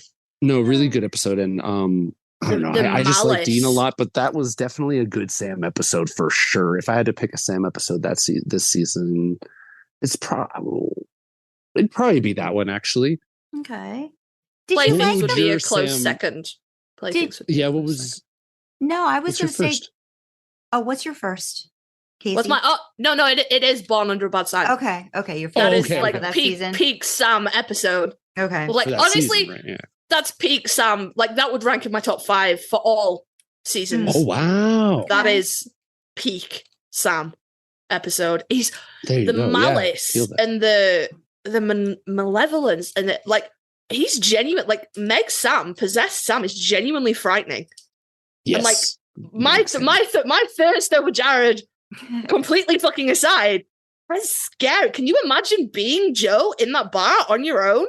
And she's a badass as well. Yeah. Joe. She is. Yeah, well, that's actually a whole thing for her for that, right? Because that, I don't know, a weaker person would be like, well, I'm done. I'm gonna open a restaurant. You know what I mean? Like, I'm done with this. I'm done with this now. Yeah, no, but so I don't know. And everything comes back to the Roadhouse for me at the end of the season, where I'm like, okay, what are we? It's Bird of the Ground and so. And what Ash were your God. thoughts about the Roadhouse? I mean, did you like the idea of the Roadhouse? Did you want to see that continue? I liked the idea of the. I like the idea of there being a semi-connected chain of like it's like bounty hunter hideouts or any other kind of like thing. I think it would naturally be there, and I think it provides like a really cool story telling element where like if the boys are in New Orleans at a hunter's lodge, it'll be way different vibes than like one in California. Do you know what I mean? Yeah. I think the idea of them is pretty cool. I think this one I liked a lot because it has like family ties, if you will, and I liked the connection between Ellen and Joe and then their dad John, like the whole thing. I liked that, and I liked that being like a foundation for character growth together. So I'm really upset that the building is gone. Are they gonna? I don't know. I want to say, are they going to bring it back? Are they rebuilding it? The only thing I will tell you is that Kripke hated the Roadhouse idea. No, really? He literally burned it. Once it started up and they put it in, he was like, I just think it's like it's too open, it's too out there, it's too big of like I think he said like almost like a bat signal, so he I think it's talked about in the commentary that I think, because it happens in part 1 of All Hell Breaks Loose. Listen to that commentary. They'll talk about the Roadhouse. Kripke was like, yeah, I'm kind of glad we got rid of it, like kind of a thing. Oh man. Yeah. I'll have to listen to that because I'm curious. Yeah. You can't have Sam and Dean making too many connections. So that's the thing. They've been raised very isolated. Yeah. So I guess I pictured it more like I don't know, when you go to a Star Wars cantina, for example. That's what I was thinking. Yeah. Not what I was thinking. In the bar is helpful. You know what I mean? So he might even say that. Kripke might even say something like that. You're going to have to listen to the commentary because the Roadhouse does have big Tatooine cantina vibes. Like, I kind of dug it a lot. So I don't know, but if that does make sense, and so if it doesn't come back, that's fine. They didn't need to take Ash. I'm gonna stand by that. No, everybody across the board is like, no, they didn't need to take Ash. They didn't. No, that's pretty much a tried and true thought for everybody. They didn't need to take Ash. An episode we haven't touched on, and not particularly for the episode itself, it's not particularly noteworthy, but The Usual Suspects. I thought that would ping some horror movie fans with horror movie little ding-dings with you, Joey? Oh, yes. Usual Suspects was very good. So I liked the reference. Obviously, it's an obvious reference, but also... but what's the reference, Joey, for anybody who's not aware? What's the reference? The Usual Suspects. No. Who's in it? who's in it. I don't think Joey's thinking about the same thing that I'm thinking. Are you thinking of The Usual Suspects, the movie? Yeah. No. What are we talking about? Now I'm very confused. Okay, Who is the leading detective in that episode? This might be too. Oh, I don't know. Then I think that is too. I don't know. I think it's deep. It's Linda Blair. The actress is Linda Blair. I'm very bad with. Oh, The Exorcist. The Exorcist, Linda Blair. That's the lady detective. That's detective. who she is. It's Linda Blair. Yeah. I didn't even. Holy crap! There you go. Deep cut. I didn't even see that. They made a big deal out of that when they got her for that. That was like a big deal. I bet they did. Mm-hmm. So now I'll have commentary. Now it's like everything we talk about. It's like I have to go back and I really now you gotta go back, look at it again, and go, how did I miss that? Well, then I'm sure there's going to be more too. There was a line that they, I think, dubbed in at the very end about pea soup that they threw in there because of Linda Blair. So, oh my God, I'm sure they did. Yes, they did that. Well, so I liked the episode, and the note that I had about liking it is that they stayed in sync, even though they were not in the room together. It was a whole brother thing, but yeah, no. The quote is, "Nice lady, Sam. Nice lady, Dean. Yeah, for a cop. Did she look familiar to you, Sam? No. Why, Dean? I don't know. Anyway, are you hungry, Sam? No, Dean. For some reason, I could really go for some pea soup. Right there. That's so funny. Oh my God. Right there. But again, actually, I remember him saying the first part of it, but the pea soup thing glazed over me because I didn't even think. Wow, I can't believe I missed her in there. Is there anybody else I missed? I feel like, man, I'm gonna actually. Don't even tell me. I'm gonna go enjoy it in the commentary. That's what I'm gonna do. Yeah, I think go check it out that way, and I think see who else you. I mean, I will say so. I was interested in your thoughts on like some of the just fun episodes too, because like for me, I was like, I really wanted to know your take on Tall Tales because I felt like that was one of the first. They just got to go a little bit nutty across the board, and that's the one with. Do you remember this one? The Winchester brothers seek the help of their family friend Bobby while investigating a series of unexplained happenings on a local college. It's the Bobby episode. Bobby shows up. Bobby shows up, but it's basically the trickster at the end. It's the one where they're fighting and they're constant. It's got so many great Dean one-liners. Isn't that the Loki trickster Loki? Yes, episode? There you go. Yes. Yep. Yeah. That was a funny one. That was a funny one. That was a fun one. I like when I don't know. Are there? Maybe you can answer this because next time when we record for season 3, I will have watched commentary myself and we'll have firsthand opinions on all this. But I do have a question on this one. How often do they pick episodes and they're like, well, this one we've kind of decided you guys get to have a lot of fun with this one and be you and like push these characters that you're creating? Is that something they do, and is this one of those? Well, this is one of the episodes where they were like, go and have fun with it. I think. But do they actively plan those in, or do they just naturally happen? Well, I don't know. I guess is my question. I think with this one, if you look at the lineup, like it happened right after Born Under a Bad Sign, so it was right after a very heavy episode. And what I think it's safe to say, I think they tend to kind of maybe give certain elements that are really big, sort of like a little bit of a break in some seasons. So they kind of have like okay, we're going to let you guys relax a little bit with this episode, and then we'll get back into things. So sort of like a monster of the week, but a funny, like a morale thing. Raising. I love a good monster of the week. I mean, there is an art to doing a monster of the week, man. Like, and they consistently have that. I also, speaking of the monster of the week, not to jump around, we'll come back. The genie I had written down reminded me of Weeping Angels from like the vibe it gave was like permanent.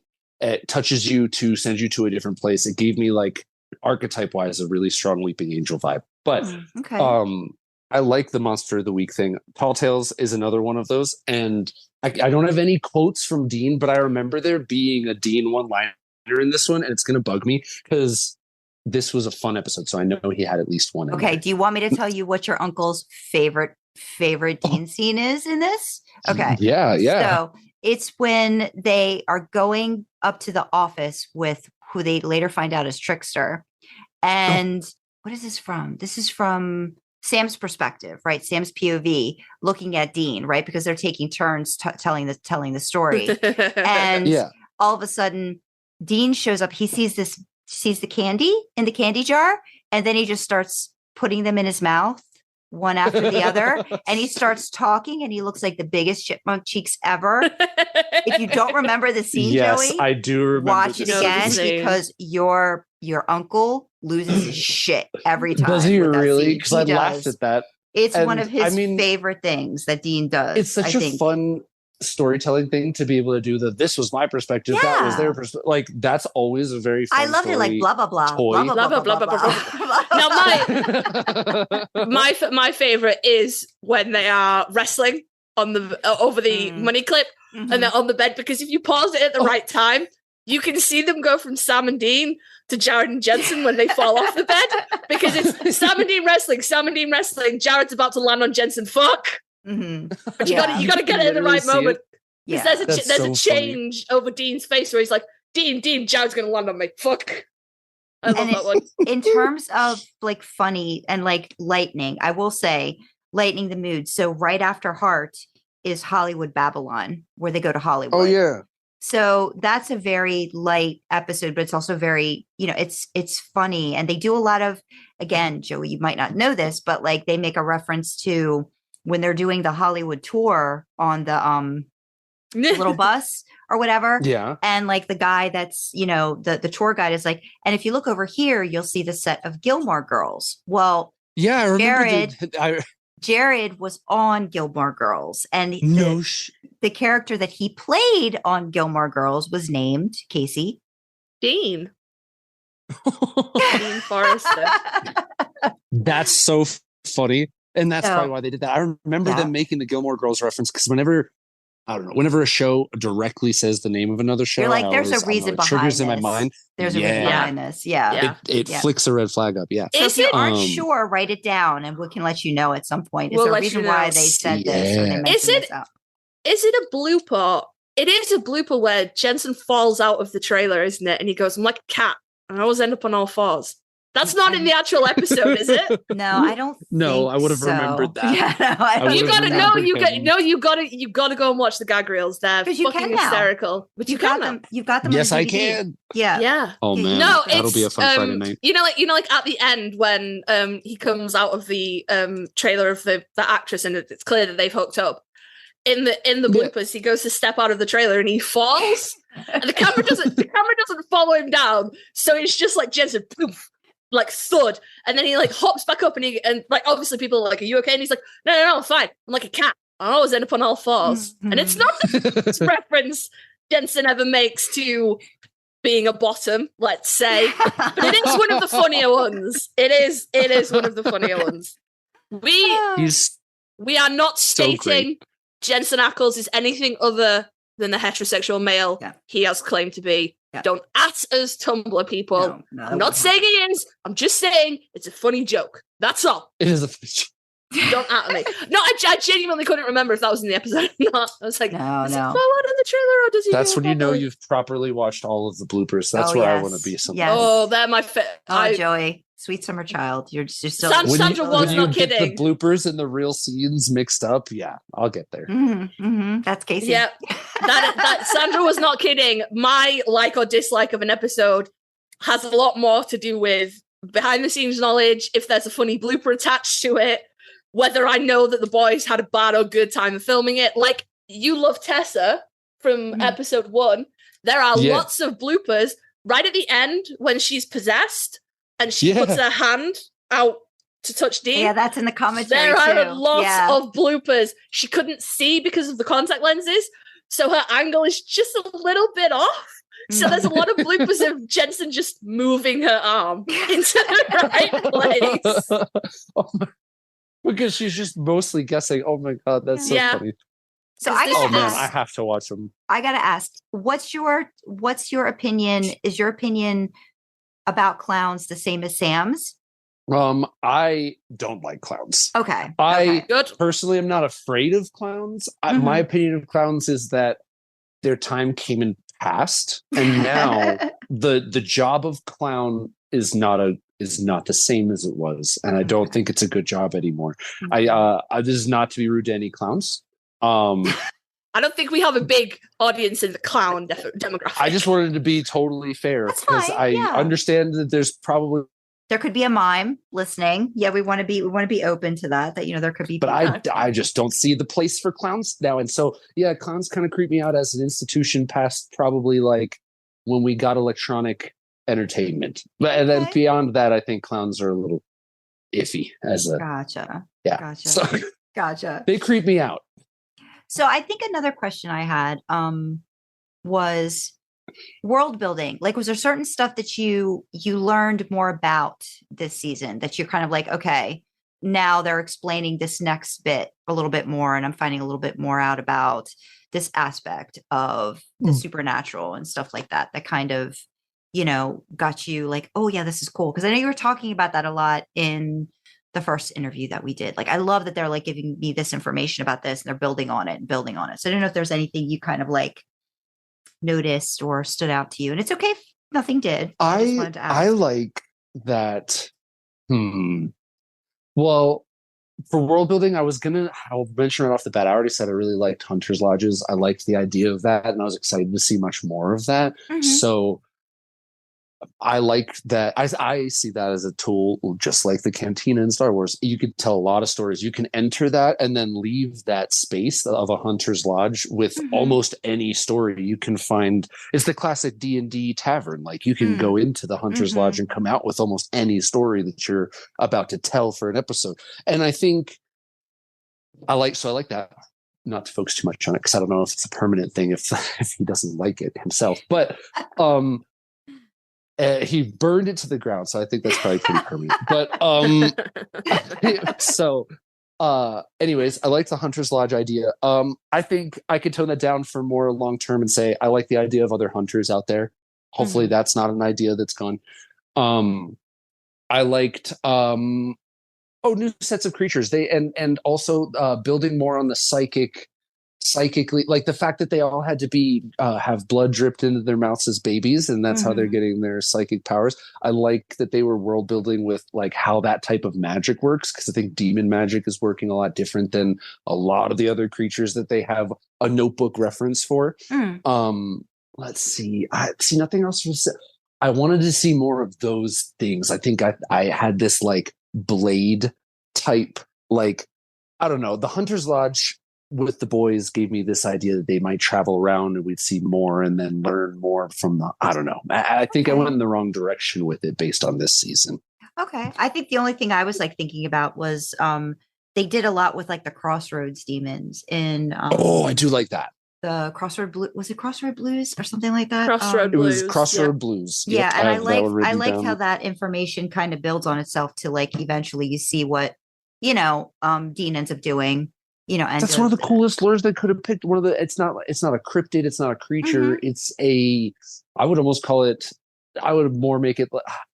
I akin it to like the Bermuda Triangle or like a location. You know what I mean? And it's almost a movable location based on different stories. And I've always loved the Crossroads like lore, because it's musicians, right? I mean, I would think that would be a thing. Yeah. And I'm not going to tangent, but you can actually look at a lot of the people right now who are in the industry that kind of dictate the music industry, and you'll see a lot of Crossroad references, and they're not overt. It's very strange. So, okay. I like the idea of the Crossroads. I find it an interesting topic. And they did it really cool. I like that. I don't like what Dean did. I like that as a story element, Dean did that. We know you could have lived the next 13 seasons with no Sam. Like, we got it at the start of the episode. I got it. So are you got it?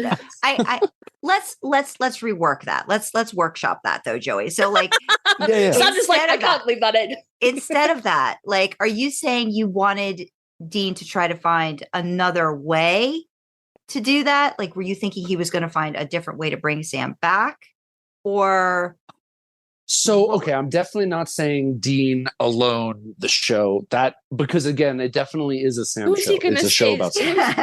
Who's going to receive his witty one-liners if his Yeah. There's long-suffering nobody. They'll sulky echo into the brother? distance. Exactly. Yeah, no. They need to fall on the deaf ears of his brother. They have to. That's the way the mechanic works. And so, no, as But it's far like as a sins of the father alternatives- thing. Like that's the Oh, only thing I yeah. could get was like, he's doing the exact same thing again. Like, like how they started this season, they ended the Yep. season. Again, I think And I don't know, I saw the parallel, but also like it's just actually It I still had to know about pissed this. you off, right? I think it's really yes, it definitely upset me because Dean, I didn't want Dean to unga bunga it and just be like, this is the easiest thing. This is the first, quickest, easiest thing, and Daddy did it. Like that was not I was not impressed with him okay. making that decision. But at the same time, we also, it's not like they didn't give us the preface of him keeping the dead body of his brother to the point of decay almost, and yelling at Bobby, who didn't do nothing wrong. And No. like- I'm not laughing about that. I'm laughing about a Tumblr post in my head. Oh yeah. well, so That will have to wait for they that, yeah. definitely prefaced the crazy decision, and I think they did Mhm. it just enough that I wasn't. I understand why they did it. I am pissed. I Mhm. understand why he did it, but I wish there was So what another way, kind of thing. What would you have had him do? He had his brother's corpse, and as we discussed, while 2 weeks is optimistic, there is a timeline on this. There is only a finite amount of time Well, and that so you in my have to do mind- something. What do you want him to do? I said and like I said they pretty much like they did just enough to make me. I think something else they could have added was maybe Dean like with Bobby like trying to research like voodoo or something, like do something, some kind of alternatives. But I didn't see as much alternatives so much as like him in a deep. He was at his rock bottom. Like you could tell with Bobby coming in that Bobby didn't even know, what to do with him. That I don't think there was. Oh yeah. I don't think there was a lot of. Maybe Bobby had been doing. Well, I can't really remember. It for made sure. it feel like there was no other choice. Like the Yeah. situation made it feel like there was no other choice. So they did good with that. Well, I mean, and my notes said there wasn't. it went. What's your notes? No, there really wasn't. Right. What'd your notes say? I wrote down that Dean goes in the season. Dean goes from should I even be alive? My dad made a deal with the devil to like bring me back, and then by the end of the season, he's actively doing the exact same thing. And I think maybe that's his like trauma reaction, and it was a longer setup than really just the things we saw in the beginning of that episode. And maybe it did start when he was coming to terms with like, I do need to be here. I do need to save my brother, and like, then it leads to him making the exact same decision his dad did, full circle. So. Yeah, Bobby's the only voice I of don't know. reason yet again. Yeah, Bobby. Yet again. For Bobby, Little he's Bobby. like, "Why'd you do yeah?" Oh, that's a heartbreaking scene. When he too. walks in with Sam and Bobby just looks at Sam and then looks at Dean, and that look he gave Dean was palpable. It was physically there. You mean you've never been dragged out into a frankly very creepy junkyard to be yelled at by a pseudo uncle? Is that not a weekend occurrence for people? No, I guess not. Yeah, it seemed like an experience because Dean was. We'll get Ted on that. Yeah. We'll get Ted on that. Sandra, put it on your 2024 list. Buy a creepy junkyard. Invite Joey so that Ted can to yell come at Joey stay in junkyard. Let Ted and then I'll walk haul in with Joey the out dead- of house. No, they I that transformation's like pretty intense. I didn't like it. I liked it as a story thing for a story arc for the season, but I didn't like that Dean ended up there. And I get why he did it. There was no other choice, and he was looking at that body. I mean, like, did Sam came back to life, and I would assume that it was instant, and his body was just instantly healed back. But if he was dead for a while, wouldn't he have come back like to an uncomfortable vessel to say it politely? Wouldn't he have stunk or something? Like, wouldn't he have noticed that? Well, That was my first question when he came back. I was like, how did he not notice he was dead? I know the memory, but was his body repaired? Like, it must have just been. No, I repaired. imagine it must have been repaired. Yeah, I think that was part of the deal. Is just he comes back and he's in tip top shape. He's just back. He's just back. Yeah. He's just back. Yeah. I'm surprised Sam I would think the didn't pick blood up on the it sooner. mattress might have been a little concerning. Like, that's a lot of blood. Does he say anything like that? Like, I lost a lot of blood. Or He something? did. There was a lot. I don't believe he did. Yeah. Because no, I don't think he did. I think Dean just went, no, we stitched you up. You were unconscious. It was fine. Oh, no, yeah. He said Bobby. It was worse. He said Bobby fixed it. So Bobby had to be like, yeah, I mean, I brought you back from the dead is, I guess, what I did. Well, no, see, you're banking on how, like, compos mentis was Sam when Jake was like, oh, no, you're definitely dead, dude, you know, because your spinal cord is like, you know, if he was already out of it, he could have thought he just passed out from blood loss, you know, and it's true. Until afterwards. Because I'm sure that's probably happened to them before, at least, you know. Oh, yeah, I would think so, yeah. Yeah. Man. Well, one more thing that we have to discuss, because you sent over your thoughts for the first 2 episodes, and I said to Sandra, I was like, did he miss that bit? And she was like, I don't know, ask him. And I asked you, and then you didn't reply. Oh my gosh, what did it? I asked you in Discord. For the first 2 episodes? Yeah, in the Discord. Oh. Everyone Loves a Clown, and you just fucking glossed over Dean's absolute crowbar breakdown. And you were like, yeah. And I was like, you didn't even, what? Did you mention it? Yeah. Well, so I'm first off the baby I'm bad thing. with... Yeah, the baby part. Like it, like his meltdown. I think for us, it's more like towards baby. Quite frankly, like the fact that we're all really means. fucking. Sad I think he's it. allowed to have a breakdown, and I think that, but not on baby. If I remember correctly, there was an argument that takes place in the junkyard while he's fixing. Yes, baby. Am I correct? It's yes. Well, I wouldn't say call it an argument because at that point, Dean's kind of like he's shutting himself down, which is what Sam. Yeah, he's more walled up. It's more Mm-hmm. it's more Sam poking and trying to pull the brother card, and Dee being like, "You really don't understand."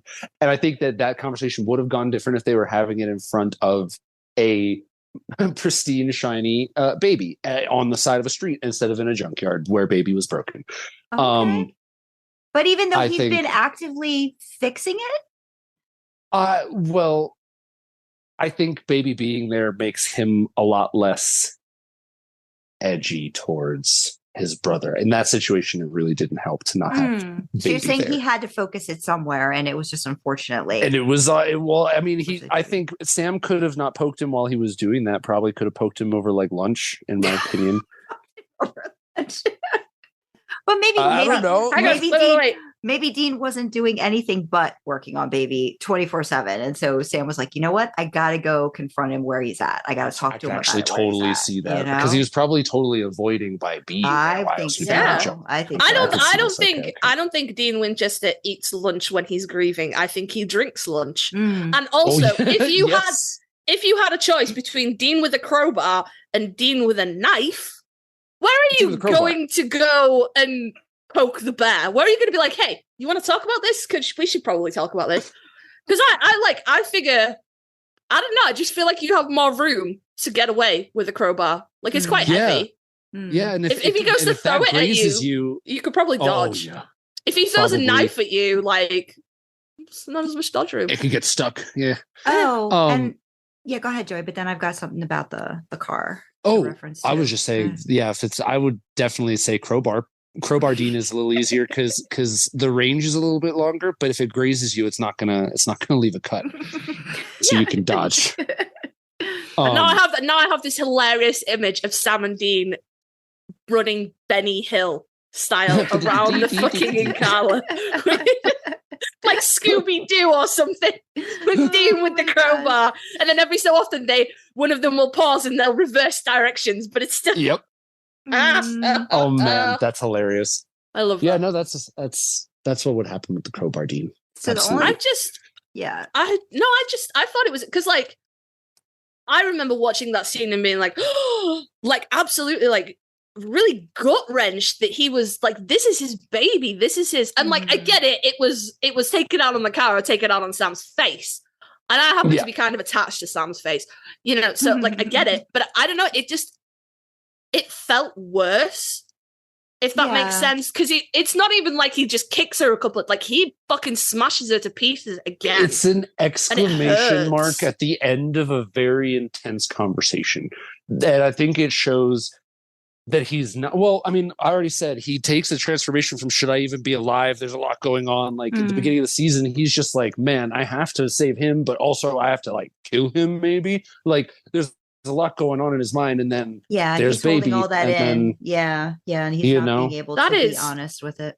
Yeah, isn't that so interesting, Sandra, to see the male gaze, not like that, the male gaze on a scene. Yeah, where we're like, oh my god, but we're emotionally like, oh my god, no, we're in the feels, yeah. And then like, I understand that Ted wasn't feeling good, but I would love to talk to Ted about that as well, and just be like, what do you see? More logical about it. I thought because it was his punch the wall moment. I don't know, like that, but it shouldn't have been baby, and like. I think again, like if he had already fixed her up and like, you know, he was putting away the rags and the wrenches when Sam had shown up that day, I think it would have gone different. You know what I mean?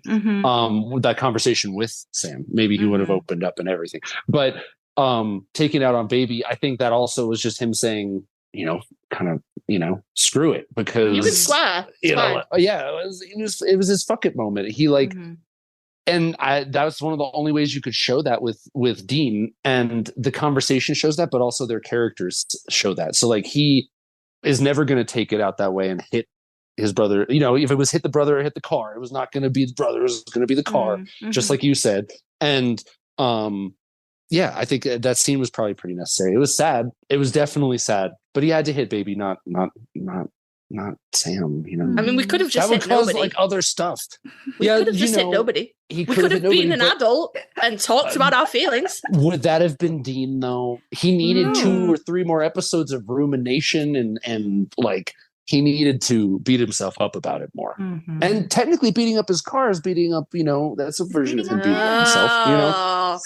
I think there's a deep little bit takes here with Joey. Yeah, look at the symbolism that we emotional females, female and female adjacent. Look at, we're emotional. We don't see that. That's great symbolism, though. I'm here for that. Well, he doesn't have emotions. He has a sexy car. That's, you know, like he's the cool, sexy guy. He hides those. So, like him beating up his car is pretty, like, big words. That's a big statement.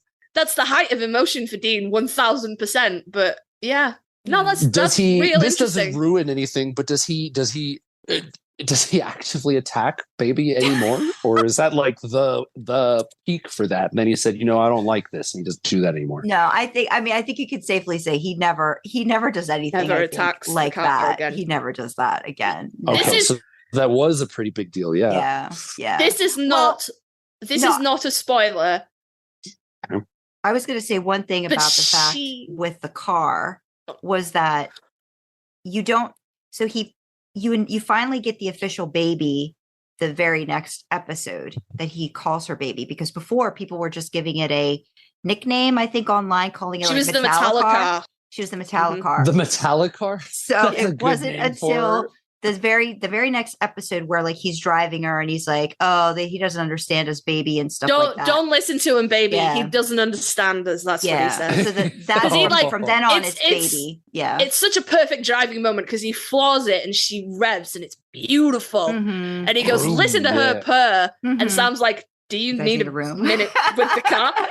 And Dean like kind of just like he pats her dash and goes, don't listen to him, baby. He doesn't understand us, and she's solidified as baby in that moment. Yeah. And there are times when other people do injury to her and he does not handle it well. I'm sure he does not.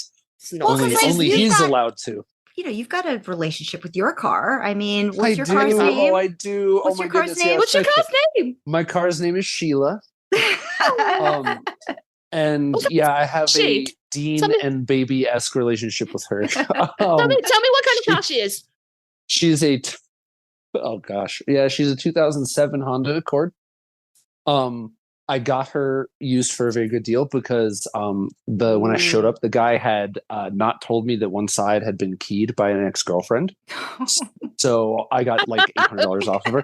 And ever since then, she was named Sheila. I drove her on the drive home. I named her Sheila, and then I've had her for 6 to 7 years now, and I drove her all the way across country. I've literally had like the whole like road trip with her. So yeah, I do have my own. What color is she?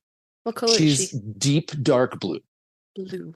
I'm Googling this. You know I'm Googling this. It's the blue one. No, you'll see her. She's good. She's good looking. She's pretty. Yep.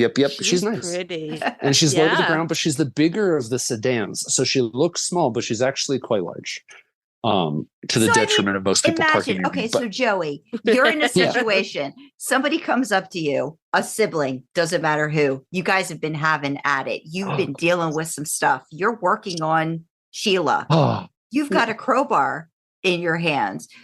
It's beyond repair. Communication is done. Sibling leaves. Could you do that to Sheila? I think that's probably the only situation in which I would. I as you described it, I lived it. I actually raised my hand over my head with like a pretend crowbar. Yeah, I think. Well, because I'm just thinking how bad he feels. You could just talk about your feelings, but I'm assuming how much he feels after that, right? That you don't see. The next thing you see is you see him behind the wheel. So imagine all of the apologies, all of the stuff he's going through in his head the fixing as he's fixing her up again, you know? He probably got her the best new parts and like the cleanest new stuff. Like, I bet. No, he probably pampered her. But like, I don't know. I guess actually, in hindsight, I probably would end up just talking to my sibling. I don't know which of my siblings I would ever have that kind of... Because you have good communication skills, Joey. You know what I mean? You have good communication skills. I think part of Dean's journey is learning to communicate, I think, in this show. And I mean, Sam's not the best at it, but he is a little better at it than Dean is. Dean, like I said earlier, sometimes he goes unga bunga and just like, that was one of those times he took the crowbar to baby. But then again, you said we didn't have a long period of time before he was right behind the wheel of her. So I think he channeled a lot of that apology into fixing her very quickly. Yeah, I think so too. I wanted to give you, if you wanted to talk a little bit, I don't know if we hit all of the urban legend stuff that you wanted to talk about that you noticed. Let me go back to my thing. One second. Because I know we've been at this a while, and I know it's love the Crossroads. We have hit a chunk of the ones that I really liked. The Crossroads was cool. I wouldn't have expected that one. I like the way they did the vampires, stood out to me. They continue to do different types of spirits and ghosts. And I feel like, please explain. Okay, so we've had dead people come back and do different things for different reasons. That's a better way of wording, I guess. Okay. Like so the motives and stuff, like that kind of thing. Yeah. Okay. Yeah, and I think one of the biggest ones that throws a wrench in that and even makes it a topic is I'm still very confused why Dad came back, other than like he had the ability to, and it was the closing of his arc. I guess we can kind of come to that in conversation, but that's what I had notes about. And then I liked the genie, like I said, a lot. I like the way they chose to do that. An example of a different kind of ghost we've seen, like the victim ghosts in I don't remember her name, but from Haunted Highway, right? And then Charlotte from Lucifer. I don't fucking know her name. Yes. Charlotte from Lucifer. And she represents a victim ghost, but then we've got more aggressive ghosts that are obviously enemies too, like the H.H. Holmes type. So like I don't know. I'll be honest. I'm really like deep into like, I like, actually you can ask Ted about this, but he kind of got me at an early age onto like Bunny Man and Goat Man and these more like really more local, urban legend like stuff, right? And so every single one of those Monster of the Week type episodes, love those. And Haunted Highway was my favorite because of that. Like it gave me I feel like there's 3 bridges and 2 roads near where I used to live as a kid that all had that story or a similar one. So like I love that. So kind of like the Woman in White from like the pilot too, like that kind of like 100%. That lore kind of stuff. Yeah. Yes. Okay. The small, they haven't done it yet, I don't think. I did look into their version of a djinn a little bit more because I didn't know as much about it. But other than that, they haven't thrown a supernatural or cryptid or anything at me that I didn't immediately at least know something about, right? So I am excited to see if they ever throw something at me that's so small town. Like I just mentioned Goat Man. You should ask Ted about Goat Man. Oh, I know all about Goat Man. I'm sure you know all about I went to the Goat Man thing with him once because it was still open. I think it was like the last time they had it that they reopened it. It closed before I could go. Yeah. It was like but I looked all 10 or something like that. I think we went. Yeah. Mhm. I looked into all of it. It's very cool. But anyways, like one that's as small and local as that might pop up in the show, I would love to see that. But that's me being real like wish listy with Right. with someone else's art. But No. I'm excited to see where they go because the genie was one that threw me for a loop. I didn't expect them to do a gin at all. That's not one that I would have had in the forecast. Well, actually, I have a question because I just had this in my notes too. Did you say the name of Yellow Eyes Demon? Azazel. Azazel. Azazel. Azazel. Yeah, that one. That one has that name. There's a lot. I'm going to talk more about it in the next. Okay. I didn't. Okay, until the end of the season, I didn't know he was not going to be a recurring character. I guess maybe he still could be, but that gun seems pretty final. And the dad and the story writing and everything. It seems like we're going to go into a new arc. And you said you can't confirm or deny. But Well, I don't want to give you everything. You know, like no, definitely. What we're going to do, yeah. what we're going to do, Joey, is we're going to get your predictions for the next season, and then we will give you one freebie question. Okay. Ooh, okay. So And I'll you make can sure ask to a not one. ask like a big Yeah. one. I'll ask like You a can ask good anything, one. and we will give you Okay. an honest answer. So Okay. spoiler yourself Okay. at your own risk. Ooh, at my own That's up risk. to you. Okay. It's up to you. Do I have to redeem that token? I might not. You can I'm hold on a to it if you don't masochist want with to. mystery. I like You it. can- I was thinking we would give you one free for every season. Like this doesn't have to be like one for the whole rest of the show. You can be like, Well, this is my free actually, question. I do know my free one. And it's an easy one. I feel like we've already you gotta talked wait about it, but I until- just want to get it in You gotta wait. We gotta do predictions. No. first. I want Okay, your well, wait. predictions first because I don't Okay, want. predictions. I don't want that to be influenced by whatever you're gonna ask. Okay. Well, so I'll get the first prediction out of the way that I'd written down because I think we've already like conversation. No, about wait, it, we and weren't it's done. like, We were talking about Azazel. Stop hopping ahead. Oh, you are completely correct. You got me all excited. Casey, For Azazel, I love how you're Azazel? keeping him on track. This is awesome. No, Okay. because Azazel I'm as into this weird shit as well. So I'm like, I know. no, wait, give me Okay, your knowledge. So the Azazel, what were you? if you're into this stuff, you might have already gone on this journey because you're fans of the show, and maybe this is what took you there. But Azazel is a very old name, and it's tied to a lot of old stuff. And I want to, now that I know the beginning, middle, and end of this character's story, I want to go and kind of like look into the references of what they were doing there because I actually haven't done all the research yet. But Azazel, because I thought he was going to be there longer. Here's but the Azazel is like problem. an old name. Yeah. Here's the problem. If you look that up, you might accidentally find supernatural related stuff. Yes. Oh, good call. Do you know what I mean? I'm glad I hadn't looked it up yet because Azazel, like I said, that's an old name. That could be Okay, like so a tell real me- demon. Tell me what. Okay, so you're saying a real demon, like So like what so I would have to pull from. Okay, let me like work really hard because I wrote it off as I'm gonna make notes and I'll have everything organized. But from my memory, Azazel. Oh, I want to say Azazel was one of the ones that specifically he was big on blood sacrifice. He was a blood guy. Not all the demons are big on blood, but he was big on blood. So I know that's a reference that was in this without Googling it. Someone else would Okay. do this. okay. And then I wanted to look more into like visual descriptions of him because I only have one in my mind and that's never enough images for reference to be accurate. But Mhm. I want to say he also had yellow eyes and that was a prominent thing. So I think that there might have been a direct reference to some specific demon, but I can't confirm or deny myself that do you fact until I want? Do you Google want it. So. me to look some stuff up for you and then send it? Oh, that would be about super him? duper Because cool. that If way you then could safely send. We could look at it too and be like, okay. I would love to it's see okay. if they drew from a real source for that Okay. character, like an actual Azazel, or if they Okay. took one of the cooler sounding demon names and used it. I guess. Okay. Yeah. But I can definitely look yeah. that up and then send it. We'll send it to the Discord. Our Discord. Good little- catch. I would have hated for that to have been the thing that accidentally spoiled something. You'd be for me. surprised at That how would have much been stuff stupid, you would yeah. look up that would probably you know what I mean? So yeah. Mhm. Yeah. Yeah. That's awesome. I'm glad it hasn't affected me. I'll be vigilant. Let's see. So now we're on to predictions, correct? Yes. Now we're Yes. on Okay. predictions. Okay. So my first one was going to be because we kind of already talked about it.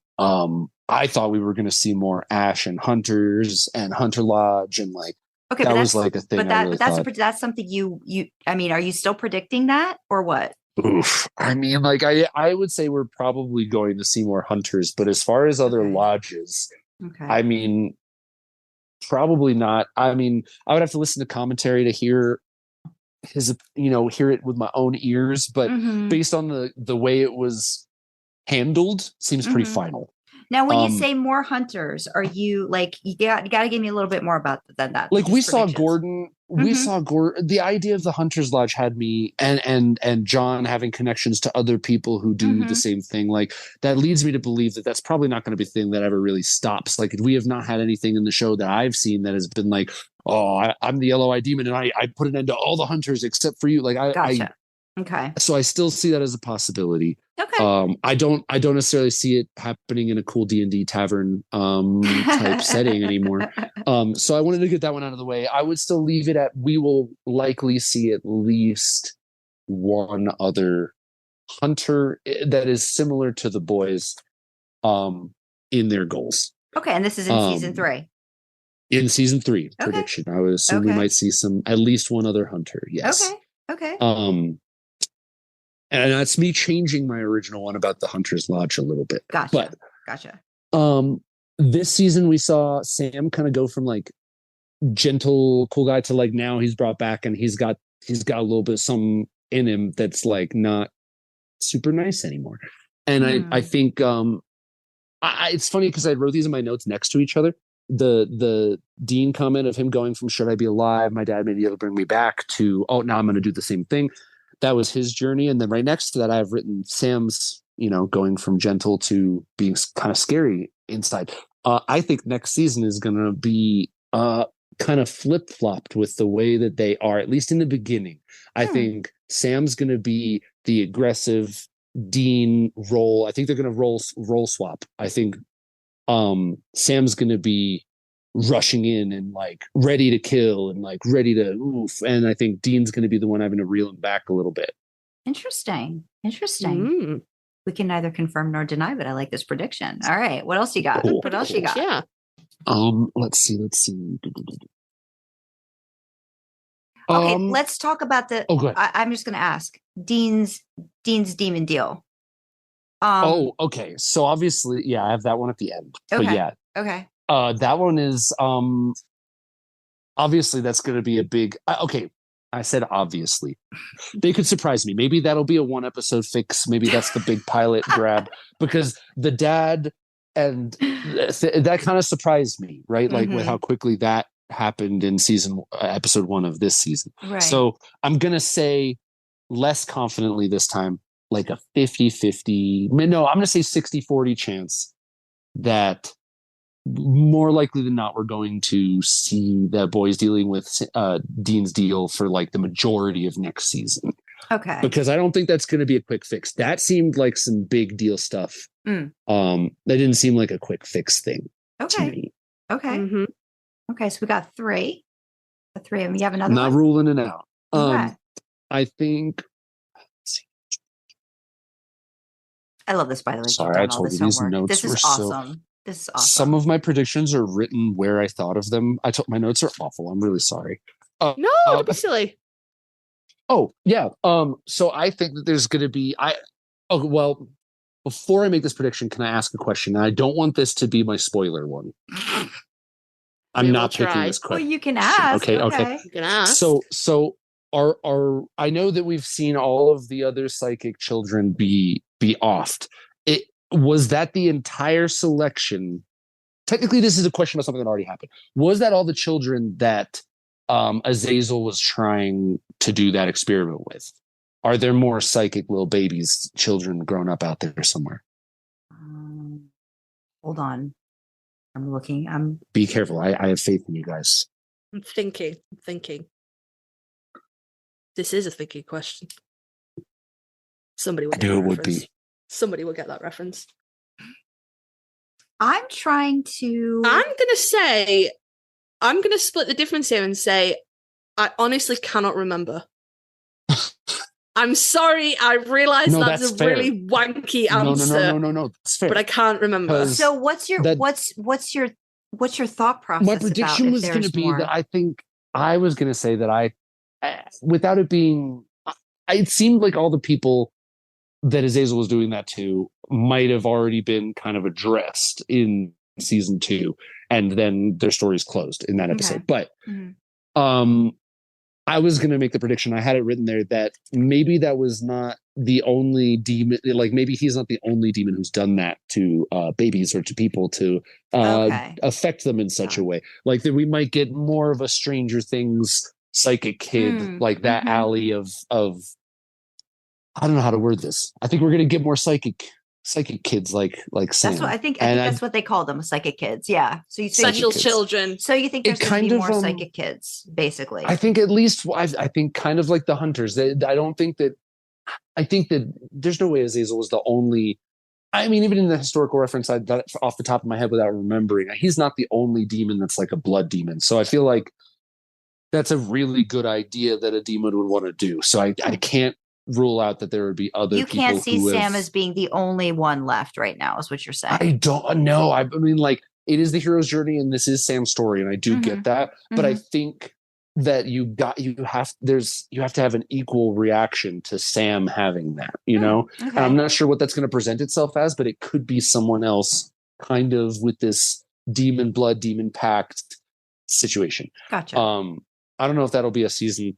I don't know. I think season 3 seems like the right season for that, which is why I'm saying that now. But especially with Dad gone, I don't know what the next and Zazel. I don't know like what the next arc's fully going to be, but it could be that. Okay. Yeah. All right. Great predictions.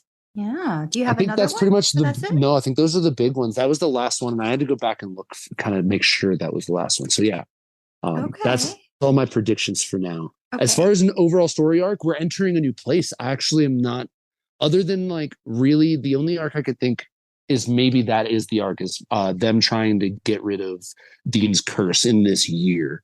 Okay. I can see that maybe them kind of that's where all of their hunting missions are kind of geared towards is like, man, maybe this will be the way to break a pact at the crossroads. Maybe this is how, and that's their journey. That we can add that. That's my last prediction. It'll be a road trip about them trying to fix that deal. Gotcha. So did you have a question that you wanted? This is your freebie. And it can be about anything. But I guess figure out how much do you want to get spoiled. Well, I've already chosen I don't want to be spoiled that much because I'm already putting so much effort into not, making sure to of course. stay. Yeah. So, but I will I'm going to use my question to like I said earlier, I'm going to use it to clarify something for sure. So I don't think in an incorrect direction for the next season. There's no more Hunter's Lodges, right? Like at all. Does he bring them back even though he hates them? Or are we done with Hunter's Lodges or the idea of them? Can you be more specific about what you mean by a Hunter's Lodge? Like the Roadhouse. Like the Roadhouse. Are we going to have other Roadhouses by other, like maybe names? Or is there going to be more meeting points for other hunters to like gather? Or is that like the one? There's no other generalized. There's no other roadhouse like that where like you've got, say, an Ellen or somebody running. No, like speakeasy for these people dealing with paranormal. There's no more of that anywhere. Okay. I wanted to clarify that because I found that idea to be cool and I didn't want to like stay focused on that going into the next season if it wasn't going to happen. So, and that doesn't spoil me for anything. So I think it's a fair trade. I think it was a good way to use my token. Okay. Yep. All right. Joey, this has been so much fun. I am so glad you're so like into this and excited. Still with it and stuff. It's awesome. Now, I'm stoked for season 3. Are you going to watch it on DVD for season 3? Yes. Okay, yes. Good. I'm going to have it on the DVD. So I won't be able to. I had been, to the detriment of my notes at several points, doing this wherever I could bring my iPad and be comfortable. And from now on, I'll be watching you can still, as if I, like at television. It'll be great. I would say, I think you could probably still do that. What I might do is like, maybe if there's like a certain episode, I can like give you a heads up, you might want to watch it, on. I think maybe I'm already full in. I'm going to watch every one of them on the DVD now that I have it. I'm okay. Full in, Okay. I was going to say, we can send you a list of songs that will appear in episodes and not give you any context. Just be like, hey, this song is in this episode. And then if you wanted to watch it streaming, because there wasn't a song that you like, if you watched an episode and found out there was original music on the DVD, you could maybe go and rewatch that one but then without spoiling anything, so you don't have to feel like tied to your DVD player. Yeah. But if you want to watch it all on the DVD, then be my guest. I think I'm just gonna send, honestly, because I also have to be watching the DVDs for the commentary on the ones we talked about today, because it's gonna give me so much more context. So yeah. And the nice thing I'm gonna about be watching the those DVDs two, anyways. the commentary isn't like, it's not like like 3 years later or whatever. It's very like in the moment in the season and stuff. So there's not a chance of getting spoiled and stuff by like watching the commentary. So it's very much like that season is what, like, it's during that time frame when they were working on this stuff. And there's a couple little extras. I think there's like a day with Jared and Jensen on there where like you see them like behind the scenes. That's in season 2, I think. Yeah, or it might be season 1. Season 1 or season 2? Might be season 1. I will tell you, in the later seasons on DVDs, at one point there is a live Kansas performance on a behind the scenes thing. Did you? I remember my DVD player wouldn't fucking rip it properly, and I was like, "Why are you like this?" Netflix. Did Netflix have the Road So Far before the end of the final? Yes, it did. Okay. Yeah, okay. it did. A day in the life it was before part 1, I believe. Okay. Yeah, because then I think they did just a recap of part 1 and part 2. And then, because I think season 2 is the first time you hear Kansas, I think, officially. Oh, and there's I think it's season 1, they have an interview, I think it's Paley Fest, I think it's called, where it's Jared Jensen, I think it's Eric Kripke, it's a couple, it's director Kim Manners, there are a couple other producers, and they're basically just answering some questions about the show. So it's very early. Like it's the first season. You might get a kick out of that with like some of the audience questions and different things like that. That one's a good one too. And it's very, because I mean, I don't know how much you've seen of Jared and Jensen, Sam and Dean like today. I mean, I know obviously with the boys and stuff with Jensen, but like it's what Sam and Dean look like in season 15 is much different from season 1, season 2, Sam and Dean. I actually have not. I have seen the off picture, I think. Like when you're pulling up a Netflix, I think it has a later season as their faces. Like so I've seen like what they look like. But just from that, I've not like actively searched like what do they look like now or whatever. Yeah. It's going to be fun to see you go through it too, like in season by season with them. Yeah, so grow. I love character growth, and I think I said this last time. Any show that's got this much like to it is going to have character growth that I'm going to enjoy watching. I'm excited to see them get there. Good. But I'm sad for it to end. But I'm excited to get there. It's so far you away. have so long to get there first. Yeah. It's not going to end for a long time. Well, if it makes you stoked. I don't know if this is a good or bad thing. Should I tell him about season 3 behind the scenes stuff as to why it won't take him as long? Oh yes, please. Yeah, actually. Did you notice? Season 3 is shorter. Do you know I why? did notice that season 3 is shorter when I looked at. Any guess why? If you look at the year. Oh no, I didn't look at the year. What I did not even think writer about that. strike. No, why? It was the writer's strike. Yes, it was the year of the writer's strike. So a lot of shows, like I remember The Office, like so many shows just, were kind of truncated and they eked out a season. Yeah, so they had to kind of like cobblestone together. So this one's shorter. This one's only 16 episodes. Oh wowza. Yeah. Yeah, that makes sense. Well, that's more to focus on, but that also. No, all my predictions stay the same based on that. That doesn't change anything. Yeah, you wouldn't get to change them anyway. That's why I told you. I'll see. There you go. They're in stone now. They're in stone. That's it. Sandra's made notes. You don't fuck with Sandra's notes. They're in. Yeah. So Joey, do you have any final thoughts about season 2 before we let you go? I'm so happy with it. I enjoyed it. I liked the flow of it. I actually really enjoyed that. I don't like when fillers hit me hard, and I didn't feel that from any point in this, which is a pretty big deal. I liked it a lot. I'm excited to see what happens next because we're in this fresh new yellow eye demonless zone. So I'm very stoked. All right. Well, we will let you go because we're going to do our little outro after. But Thank you so much. I can't wait to talk to you about the next season too. Yeah, thanks for having me on, and we'll talk next time. I'm excited for season 3, so we'll check back in after that. Thank you. Awesome. Have a great rest of the afternoon for you. Yes. Afternoon. Yes, you have a good, I think, middle of the night. Not quite. It's 10 p.m. It's not quite 10 p.m. Getting Getting close. Almost there. Oh, all right, honey. Thank you so I'll much. talk to you next time. See you See you guys. later. Bye. Aw.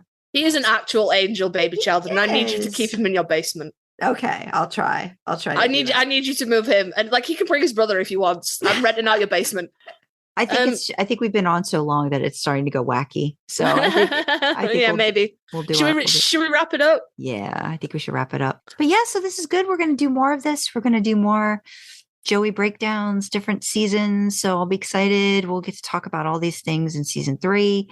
Figure out it's officially a thing now. It's a thing now. It's a thing. Yeah.